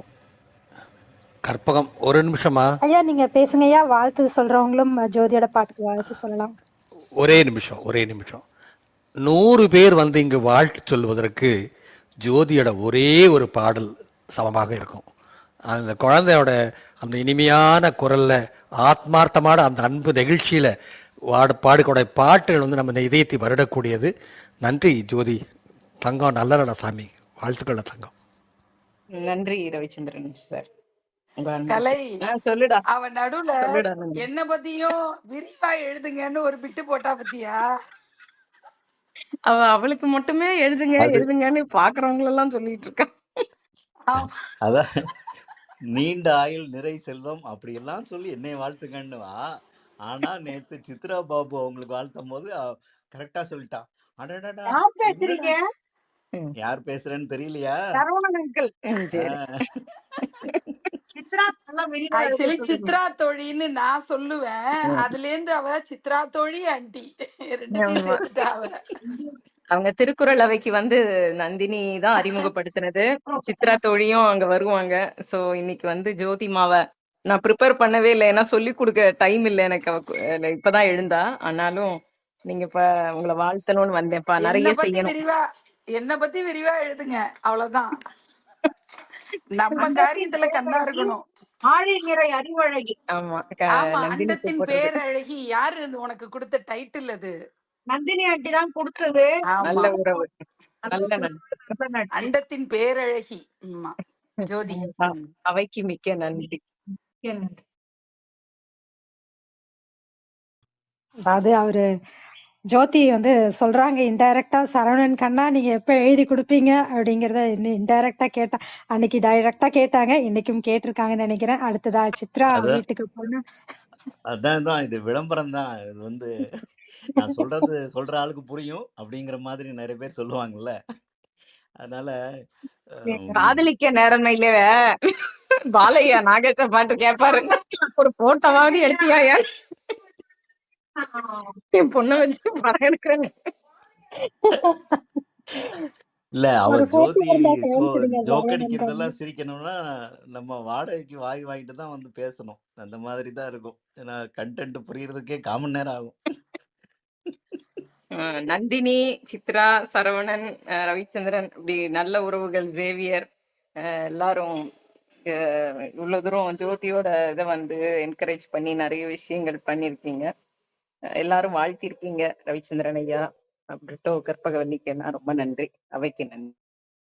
இந்த நல்ல உறவு தான் நல்ல நட்பு, நல்ல நட்பு தான் நல்ல உறவு. இத வந்து அவ சொல்லும்போது இந்த இந்த டேக்லைன் வந்து ரொம்ப பிடிச்சு போயிடும். அது வந்து கண்ணம்மா சொன்னா, நல்ல உறவு தான் நல்ல நட்பு, நல்ல நட்பு தான் நல்ல உறவு அப்படிம்பா. அது ரொம்ப ரொம்ப பிடிச்ச வரிகள் எனக்கு. அவ வந்து இப்போ ஐஐடி கேம்பஸ்குள்ள இந்த பிசிக்கலி டிசேபிள்டு பீப்புளுக்காக அந்த வீல் சேர் அந்த டிபார்ட்மெண்ட்ல ஒர்க்ல இருக்கா. உங்களுக்கெல்லாம் நேரம் கிடைச்சதுன்னா நிச்சயமா நீங்க போய் அவளை அங்க பாருங்க. அவ நிறைய எக்ஸ்பிளைன் பண்ணி வீல் சேர் பீப்புள் வந்து எப்படி அவங்க எந்த மாதிரி வீல் சேர் யார் யாருக்கு எப்படிப்பட்ட கஷ்டங்களை பட்டுட்டு இருக்கிறவங்களுக்கு எது வந்து உதவும் அப்படின்றதெல்லாம் அழகா சொல்லி கொடுக்குற வகையில இருக்கா. நேற்று சரவணன் கண்ணா போனாருன்னு நினைக்கிறேன். ஸோ யாரால முடியுதோ ஐஐடி கேம்பஸ்குள்ள கண்ணம்மா கலையிட்ட நீங்க அந்த டீட்டெயில்ஸ் வாங்கிட்டு நேர்ல போய் பாருங்க. இவ வந்து ஒர்க் பண்றாளா, ஒரு குழந்தை வந்து ஒரு ஆசானா இருக்குமா அப்படின்னா, நமக்கெல்லாம் நம்ம குழந்தைங்கள்ட்ட இருந்து நிறைய கத்துக்கிட்டோம். ஆனா கண்ணம்மா வந்து உலகத்துக்கே கற்றுக் கொடுக்கக்கூடியவ. அதை விட கலையை வந்து பாராட்டாத நாளே இருக்கக்கூடாது என் லைஃப்லன்னு நினைப்பேன். எப்பெல்லாம் தொய்வடைகிறோமோ அப்பெல்லாம் வந்து கலையை நினைச்சுக்கிட்டா நம்ம வந்து 100 யானையோட பலம் நமக்கு கிடைக்கும். அந்த அளவுக்கு ஒரு ஒரு மாபெரும் சக்தி அவ. அவ அவ அவ வந்து இப்படி வந்து குழந்தைய வளர்த்தெடுக்கிறதெல்லாம் வந்து எவ்வளவு சவால்களை தாண்டி அப்படியே அசால்ட்டா அப்படி சந்திச்சு வந்த ஒரு பெண்மணி. அதெல்லாம் பார்க்கும்போது நம்மலாம் ஒண்ணுமே இல்ல அப்படின்னு நெறைய நேரங்கள்ல எனக்கு தோணும். ஸோ நிச்சயமா நீங்க இந்த ஐஐடி கேம்பஸ்க்குள்ள அவள போய் சந்திச்சுட்டு வாங்க. அவளோட ஒரு வேற ஒரு பரிணாமத்த நீங்க பார்க்க முடியும். நன்றி. கண்டிப்பா நந்தினி. ரொம்ப சந்தோஷம் நீங்க சொன்னதுக்கு. யாரெல்லாம் வரணும்னு நினைக்கிறீங்களோ, அதனாலதான் நான் பொது தளத்திலேயே போட்டு வச்சிருக்கேன். ஏன்னா அந்த ரீஹாப் வந்து ரொம்ப முக்கியம். விழுந்த பிறகு நடக்க முடியாதவங்களுக்கான அந்த பயிற்சி இலவசமா தங்கி பண்ற பயிற்சியை ஐஐடி கொடுக்குது. இந்தியா முழுக்க இருந்து அங்க வராங்க. அதுக்கப்புறம் கஸ்டமைஸ் பண்ணி தராங்க அந்த வீல் சேர். அது நம்ம நினைக்கிற மாதிரி ஹாஸ்பிட்டல்ல இருக்கிற வீல் சேர்ல மோட்டரைஸ்டு வீல் சேர் எல்லாமே அந்த ஐஐடி பண்ணி தராங்க. அதனால அது எல்லாருக்குமே உபயோகமா இருக்கும். 17 வருஷமா ஒருத்தர் வீட்டை விட்டு வரலையாம். இந்த வீல் சேர் கிடைச்ச பிறகுதான் வீட்டை விட்டே வெளியில வராரு, அடிபட்டு படுத்த படுக்கையானவரு. சோ எதுக்கு சொல்றேன், வாழ்க்கை வாழ்வதற்கே எந்த நிலையிலும், மரத்துல இருந்து விழுந்தாலும் சரி, மாடியில இருந்து விழுந்தாலும் சரி, கழுத்துக்கு கீழே செயல்படாம போனாலும் அவங்க வாழ முடியுங்கிறத இந்த டிபார்ட்மெண்ட்ல தான் நான் தெரிஞ்சுக்கிட்டேன். அவசியம் நீங்க எல்லாம் வரணும். என்கேட்னு பாத்தீங்கன்னாலே வரும், ஐஐடி ரிசர்ச் பார்க்ல வீல் சேர் டிபார்ட்மெண்ட்னு. எல்லாரையும் வரவேற்கிறேன். நன்றி.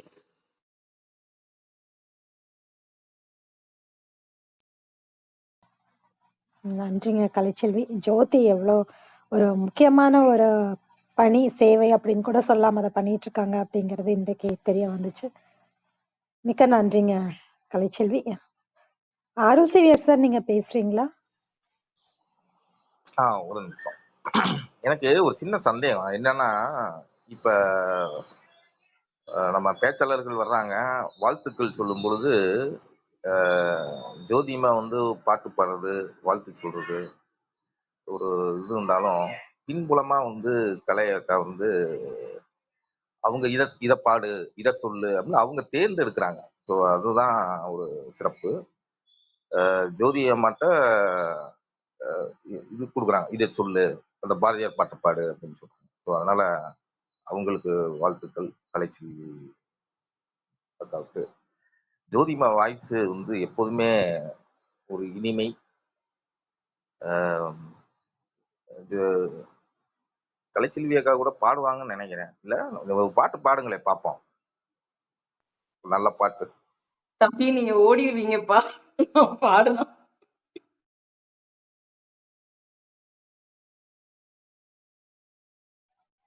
இன்னொரு நாள் பாடுவாங்கன்னு நான் நினைக்கிறேன். பவளமணிமா, நீங்க பேசலாம். அனைவருக்கும் இனிய காலை வணக்கம். சித்ரா மேம் வந்து நல்லா பேசுனது ரொம்ப அருமையா இருந்தது. அவங்க குரல், அந்த பேசின விதம், ஒரு பிசிறு இல்லாம அழகா நல்லா பேசுனாங்க. ரொம்ப ரசிச்சு கேட்டேன்.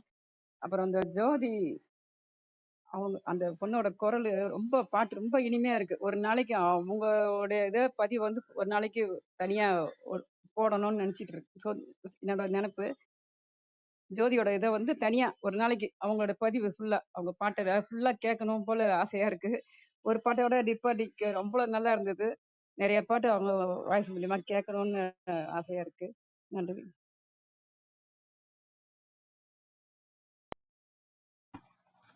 பவளமணிமா, நீங்க பேசிட்டீங்களா? நன்றி, பேசிட்டேன். நன்றிங்கம்மா. நன்றிங்கம்மா. உங்களோட அன்பான வாழ்த்துக்களுக்கு மிக்க நன்றி. ஏற்கனவே நம்ம ஜோதி ஒரு முறை ஒரு நிகழ்வு தனியா நடத்தியிருக்காங்க. நிறைய பாடல்கள் பாடியிருக்காங்க. மீண்டும் ஒரு கூடிய சீக்கிரத்துல நம்ம இன்னொரு நிகழ்வுக்கு ஏற்பாடு அது பண்ணலாம். மிக்க கேட்டிருக்கேன். நன்றி. இருந்தாலும் திருப்பியும் கேட்கணும்னு ரொம்ப ஆர்வமா இருக்கு. நிச்சயமா. கூடிய சீக்கிரம் இன்னொரு நிகழ்வுக்கு ஏற்பாடு பண்ணலாம். மிக்க நன்றி. உங்கள் அன்பான வாழ்த்துக்களுக்கு நன்றி. ஜோதி பேசும்போது இன்னொன்னும் சொன்னாங்க. சித்ரா வீட்டுக்கு போனா அப்படியே சாப்பாடும் கொடுப்பாங்க அப்படிம்பாங்க. செவிக்கு உணவில்லாத போது வயிற்றுக்கும் சிறிது அப்படிம்பாங்க. அவங்க செவிக்கு, வயிற்றுக்கு எல்லாத்துக்குமே நிறைய உணவு முழுக்க முழுக்க கொடுத்துட்றாங்கன்னு நினைக்கிறேன். ரொம்ப மகிழ்ச்சி ஜோதி, நீங்க கலந்துக்கிட்டு இன்னைக்கு பாட்டு பாடினதுல எல்லோருக்குமே ரொம்ப மகிழ்ச்சியா இருக்குது. விஜயம்மா வந்து உங்களுக்கு நல்ல அடைமொழி கொடுத்துருக்காங்க. ஃபர்ஸ்ட் வந்து சிந்தனை சிற்பின்னு கொடுத்தாங்க, அப்புறம் கற்பனை செல்வி அப்படின்னு ஒரு அடைமொழி கொடுத்துருக்காங்க. இப்போ சொல்லி முடிச்சோடனே அந்த குரல் சிறிது வயிற்றுக்கு ஏற்படும் சொல்லி அதை கரெக்டாக கம்பேர் பண்ணி சொன்னீங்க பாருங்க. அதான் அதனால தான் உங்களை சிந்தனை சிற்பின்னு சொல்றாங்கன்னு நினைக்கிறேன். விஜயகுமாரி அம்மா, கற்பனை செல்வி எல்லாமே ஒண்ணுதான் போல. அவங்களோட அன்ப அப்படி தெரிவிக்கிறாங்க. மிக்க நன்றிங்க சார். வேறு யாருக்காவது கருத்துக்கள் இருந்தா பகிர்ந்துக்கலாம். எல்லாரும் பேசியாச்சுன்னா நம்ம ஏற்புரைக்கு போயிடலாம். சித்ரா, உங்களுடைய நிறைவு கருத்துக்கள் நீங்க பகிர்ந்துக்கோங்க. விஜயகுமாரிம்மா, நீங்க பேசுறீங்களா? நன்றிகள் அம்மா. உங்களை நான் அந்த தளத்துல பேசும் பொழுது அது ஒண்ணு விடாம அப்படியே ஞாபகப்படுத்தி சிந்தனை செய்து நீங்க பேசும் பொழுது அதுக்கு தான் உங்களுக்கு பேரு சிந்தனை கற்பனை சிற்பி. அது ஏத்துக்கிறீங்களா? கற்பகம், கற்பகவழி. நான் சிந்திக்கிறது இல்ல. இங்க நம்ம நிறைய சிந்தனையாளர்கள் நம்ம கூட இருக்காங்க. அவங்க எல்லாம் சிந்திச்சு நிறைய விஷயங்கள் சொல்றாங்க. அதான் அழகா சின்னதா செதுக்கி நான் கொடுத்துட்றேன். அவ்வளவுதான். இங்க நம்ம இடையே இருக்கும் அனைவருமே பெரிய சிந்தனையாளர்கள் தான். அவ்வளவு அழகா எல்லாருமே அவங்க கருத்துக்களை பகிர்ந்துக்கிறாங்க. ஆனா உங்க வாழ்த்துக்கு மாதிரி நன்றிங்க. சரித்திரம் தளத்தை எடுத்து நடத்தி சரித்திரம் படைத்து கொண்டிருக்கிறார் ஆரோக்கிய பிரயோட்டம். அதெல்லாம் எனக்கு அது இன்னும் தானாவே பேசும்பொழுதே வந்துருமா அவங்கள எல்லாம் அப்படி வர்ணிச்சு பேசணும்னு. அதுதான் சந்தோஷம்மா. அருள் சேவை நன்றிங்க. சாருக்கு நன்றி. வாழ்க வளமுடன். நன்றிங்கம்மா. உங்கள் அன்புக்கு நன்றி. சித்ரா, நீங்க ஏற்புரை கொடுக்கலாம். நன்றி.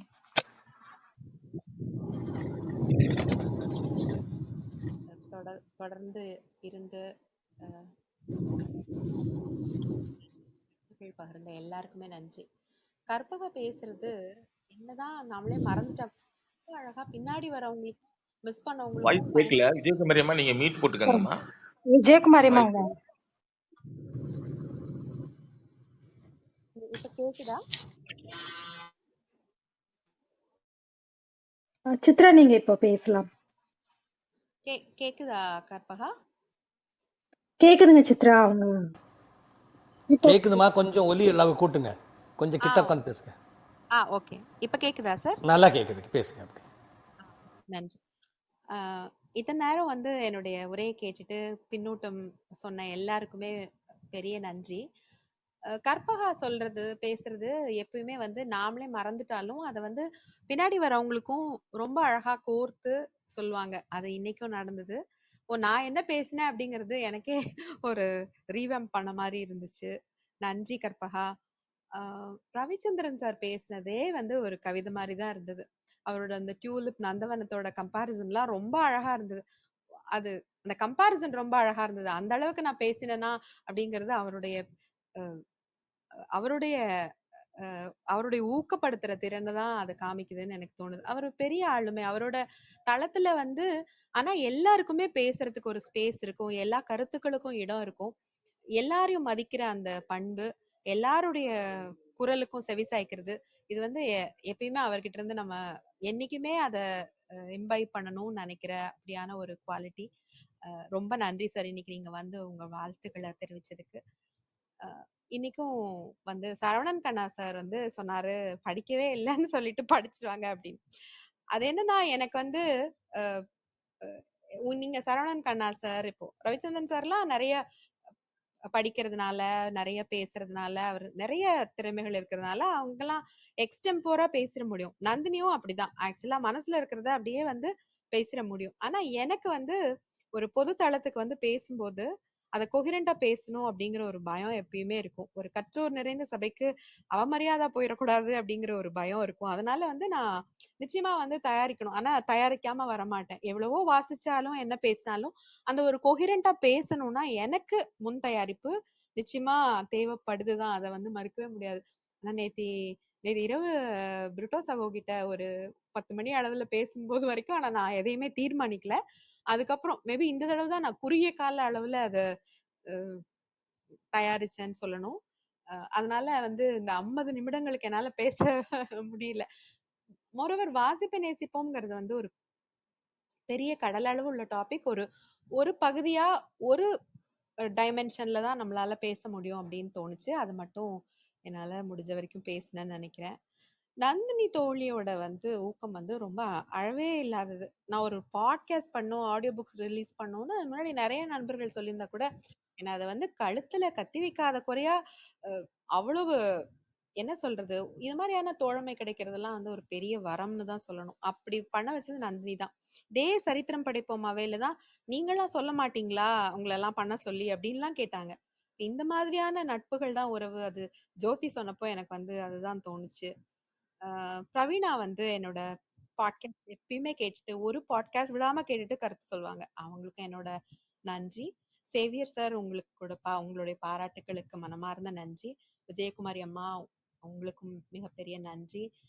பவளமணி மேம், உங்களுக்கும் நன்றி. கலை பத்தி சொல்லணும்னா எனக்கு வந்து அவங்களே பெரிய ஒரு ஆளுமை அப்படின்னு தோணும். ஜோதியோட உலகத்துல எப்பயுமே சஞ்சாரம் பண்ணா நமக்கு வந்து எல்லாமே மறந்து போயிடும். அது அவ்வளோ ஒரு இன்னசென்ட்டான ஒரு புனிதமான உலகம். நம்மளும் அதுக்குள்ள புகுந்து புறப்பட்டு வந்தா ரொம்ப பியூரிஃபை ஆன மாதிரி எனக்கு ஒரு ஃபீலிங் இருக்கும். அந்த மாதிரியான அஹ் அஹ் மனிதர்கள் அவங்க 2 பேருமே. ஒரு வாட்டியும் வந்து அந்த கலை வந்து இவ்வளோ எங்க இருந்து எங்க ஜோதியை கொண்டு வந்திருக்காங்க நான் ஒரு நிமிஷம் நினைக்கும் போதும் எனக்கு ரொம்ப பூரிப்பாவும் ரொம்ப ஆச்சரியமாவும் இருக்கும். அப்படிப்பட்ட ஒரு ஆளுமை கலை. அவங்க மற்றவங்களெல்லாம் பாராட்டுறாங்க.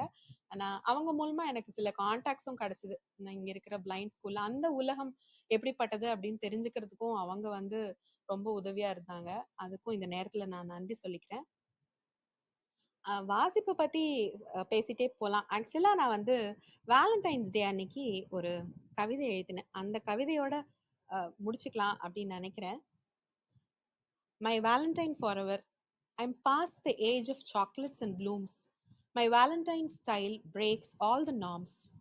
On Valentine's Day, when flowers and chocolates sway, I have transcended the age of that romantic cliché. Even in my prime, I took a different stride with a unique Valentine forever by my side. While others revelled in love's classic sway, I danced to a tune that went my own way. Amidst the chatter and romantic bliss, a constant companion I must not dismiss. In darkness deep, wherever I fade away, my Valentine stays in words that forever play. No, it's not me, for in shadows deep, even my silhouette takes a sleep. Not a fleeting lover, but a cherished tome. In pages and prose, I found my true home. While others chase shadows in the dark's embrace, my Valentine's embrace is a literary grace. Through light and dark, in sorrow and glee, books have been my constant, my eternal spree. For in my pages I find my embrace, in words and tales my heart find its place. So on this day I share my truth divine, I cozy up with books, forever Valentine of mine. புத்தகங்கள் வந்து நிரந்தர காதலர்கள் அப்படிங்கிற இதுல வந்து நான் Valentine's டே அன்னைக்கு எழுதின கவிதை இது. இது உங்க கூட பகிர்ந்துக்கிறதுல மகிழ்ச்சி. வாய்ப்பளித்தமைக்கு நன்றி. வணக்கம். நன்றிங்க சித்ரா. ரொம்ப அழகான ஒரு கவிதையோட நிறைவு கருத்துக்கள் பகிர்ந்திருக்கீங்க. நன்றி. ஒரே ஒரு கருத்து மட்டும் இங்கே சொல்ல அனுமதி வேணுமா கற்பகம்? நீங்கள் அனுமதிச்சா சொல்கிறேன். நிச்சயமாங்க. அதாவது நந்தினி வந்து சித்ராவுடைய உயிர் தோழி. அவங்க நிறைய விஷயங்கள் சொன்னாங்க. அதில் எல்லாமே நான் உடன்படுறேன். ஒன்றே ஒன்று மட்டும் நந்தினி கோச்சக்கூடாது. சித்ராவுக்கு வந்து தாழ்வு மனப்பான்மை நான் ஒத்துக்கவே மாட்டேன். அது வந்து அவங்க வந்து ஹம்பிளாக இருக்காங்க, அவ்வளோ ஹம்பிளாக இருக்காங்க. அதாவது அந்த எளிமை தான் அவங்களோட அழகு. அது இப்போ எல்லாருமே திறமைசாலிகள் இருக்காங்க. நல்ல திறமைசாலிகள் கூட நான் திரும்ப திரும்ப அவங்கள பற்றி அவங்களே கர்வம் கொண்டு ஆணவம் கொண்டு பேசும்போது மற்றவங்க முகம் சொல்லிக்க ஆரம்பிச்சிருவாங்க. ஆனால் யார் வந்து ரொம்ப எளிமையாகவும் யார் ரொம்ப ஹம்பிளாகவும் இருக்காங்க. எத்தனையோ மகான்கள் தோன்றாலும் வள்ளலார் மேலேயே எல்லாருக்கும் ஒரு பெரிய மரியாதை இருக்குது. ஆன்மீகத்தை நாடாதவர்கள் கூட வள்ளலாரை வந்து போற்றுவார்கள், மரியாதை செய்வாங்க. ஏன்னா அவருடைய வாடிய பயிரை கண்ட போதெல்லாம் வாடினேன்னு சொன்ன அவருடைய அந்த பெரிய மனிதநேயம் இருக்கு இல்லையா, அந்த மனிதநேயமும் அந்த எளிமையும் தான். அதுபோல் சித்ராவோட அழகு அவங்களுடைய குரல், அவருடைய அடையாளம், அவருடைய எளிமை. அதனால் நீங்கள் இப்படியே இருங்க, நிறையா சாதிங்க சித்ரா, நிறையா செய்யுங்கம்மா, நிறையா எழுதுங்க, நிறையா பாட்காஸ்ட் போடுங்க, நிறைய சாதனைகள் செய்யுங்க. ஆனால் எளிமையாகவே இருங்க. நான் எப்போவுமே என்ன தான் சொல்லுவேன், எல்லாருமே நம்மை பற்றி மற்றவர்கள் பேச வேண்டும், நாமே பேசக்கூடாது. அது இன்னும் ரொம்ப வேடிக்கையாக சொல்கிறேன்னா, பொடி மட்டை தும்மக்கூடாது, பொடி போடுறதான் தும்பணும். அந்த பொடி மட்டுமே தும்முனா அந்த பொடியெல்லாம் சிதறி போகும். அதுபோல தான் நம்மை பற்றி நாம் பேச வேண்டாம், இந்த சமுதாயம் பேசும், இந்த நாடு பேசும், நம்மை சுற்றியுள்ள மக்கள் பேசுவாங்க. உங்களுடைய திறமைக்கு நிச்சயமாக எல்லா இடங்களிலும் சென்றடம்லாம் சிறப்பாக இருக்கும். இப்போ ஜோதிமாவை பற்றி கலை பற்றியும் நம்ம இங்கே குறிப்பிட்டே ஆக வேணும். ஜோதிமா மாதிரி ஒரு ஒரு ஒரு குழந்தைய வந்து இப்படி உருவாக்குறதுக்கு கலை மாதிரி ஒரு தாய் இருக்காங்க. அவங்களுடைய ஜோதி கண்ணம்மாவோட அந்த புகழ் வந்து மேலும் மேலும் பரவிக்கிட்டே இருக்குது, பரவிக்கிட்டே இருக்கும். அப்படி வந்து அந்த எளிமையும் அந்த அன்பும் அது மிகப்பெரிய அழகு. அதுக்கு என்னுடைய ஒரு வாழ்த்துக்கள். எல்லோருக்கும் நன்றி. நன்றி கற்பகம்மா, நன்றி. நன்றிங்கய்யா. சரவணன் கண்ணா, நீங்க பேசலாம். இதுதான் பொடி வச்சு பேசுறதான்னு எனக்கு தெரியல சொன்னதை வச்சு. எனக்கு நானும் தரனும் பேசும்போது ஒரு டேக்லைன் வச்சுப்போம் எப்போதுமே. இவங்கள பற்றி பேசும்போது இவங்களும் லைனில் தான் இருப்பாங்க. நான் பேசுறது கேட்குதா அப்படின்வாங்க. நாங்கள் 2 பேருமே நான் பேசுறது கேட்குதா கேட்குதா அப்படிங்கிறது தான் பேசிப்போம். இவங்களுக்கு கேட்குதுப்பா பேசுகிறேன் அப்படின்றவாங்க. அது மாதிரி சந்தோஷ் சுப்ரமணியன்ல வர்ற ஒரு டைலாக் தான் ஞாபகம் வந்துச்சு. அவ்வளோதானா அப்படிங்கிற இதுதான். அது ரெண்டையும் சிங்க் பண்ணி பார்ப்போம். நன்றி நன்றி நன்றி. அவங்க சொன்ன மாதிரி ஒரு கலைஞன் அப்படின்னா ஒரு நிறைவு வரக்கூடாது இல்லையா? நம்ம இதெல்லாம் சாதிச்சிட்டோம் அப்படின்னு நினைச்சா அந்த கலை அப்படிங்கிறது அங்க நின்னு போயிடும். அந்த மாதிரி அவங்க இன்னும் இன்னும் இன்னும் இன்னும் அப்படின்னு சொல்லி ஒரு தாகத்திலேயே இருக்கிறதுனாலதான் அந்த மாதிரி எனக்கு கொஞ்சம் கம்மியா தான் இருக்குது அப்படிங்கிற மாதிரி அவங்க எளிமையாக உணர்றாங்கன்னு நான் நினைக்கிறேன். உம் ரொம்ப மகிழ்ச்சி. எல்லாருக்குமே நன்றி. வேற யாருக்காவது கருத்துக்கள் இருந்தா பகிர்ந்துக்கலாம், இல்லைன்னா நம்ம நிறைவு பண்ணலாம். நன்றி அனைவருக்கும். முதல்ல சித்ரா ராஜம் அவர்களுக்கு மிக்க நன்றி. ரொம்ப அழகான கருத்துக்களாலும் சரி, கவிதை, கட்டுரை, இப்படி அழகா இன்றைய காலை பொழுதை நிறைத்ததற்கு, வாசிப்பை தூண்டணும் அப்படிங்கிறது ஒரு ஒரு நல்ல எழுத்து அப்படிங்கிறதன் மூலமாக வரும். ஆனா இன்னைக்கு பிரவீனா அவங்க வந்து பகிர்ந்துக்கிட்டாங்க, நான் வாசிக்க தொடங்கியிருக்கேன் அப்படின்னு சொன்னது ரொம்ப ரொம்ப மகிழ்ச்சியா இருந்தது. அந்த மாதிரி நிறைய பேர் அந்த வாசிப்பை நேசிப்போம், சுவாசிப்போம் அப்படிங்கிற ஒரு உணர்வு இன்னைக்கு நிச்சயமா எல்லாருக்குமே வந்திருக்கும். அதற்கு மிக்க நன்றிங்க சித்ரா. பேச்சாளர்களாக கலந்து கொண்டு தங்கள் அன்பையும் வாழ்த்துக்களையும் பகிர்ந்து கொண்ட ஒவ்வொருவருக்கும் நன்றி. தொடர்ந்து பொறுமையாக கவனித்துக் கொண்டிருக்கும் அனைத்து கவனிப்பாளர்களுக்கும் நன்றி. குறுஞ்செய்தி வாயிலாக தங்கள் வாழ்த்துக்களை பகிர்ந்து கொண்ட ஒவ்வொருவருக்கும் நன்றி. மீண்டும் நாளை காலை 6 மணிக்கு அனலி தொகுப்பின் சிறப்பு விருந்தினர் திருமிகு ஹரிஹரசுதன் அவர்களின் சிறப்பு நேர்காணல் நிகழ்வில் அனைவரும் கலந்து கொள்ள வேண்டும் என்று அன்போடு கேட்டுக்கொண்டு விடைபெற்றுக் கொள்கிறோம். அனைவருக்கும் நன்றி, அனைத்திற்கும் நன்றி, ஆண்டவனுக்கும் நன்றி. 5, 4, 3, 2, 1 நன்று.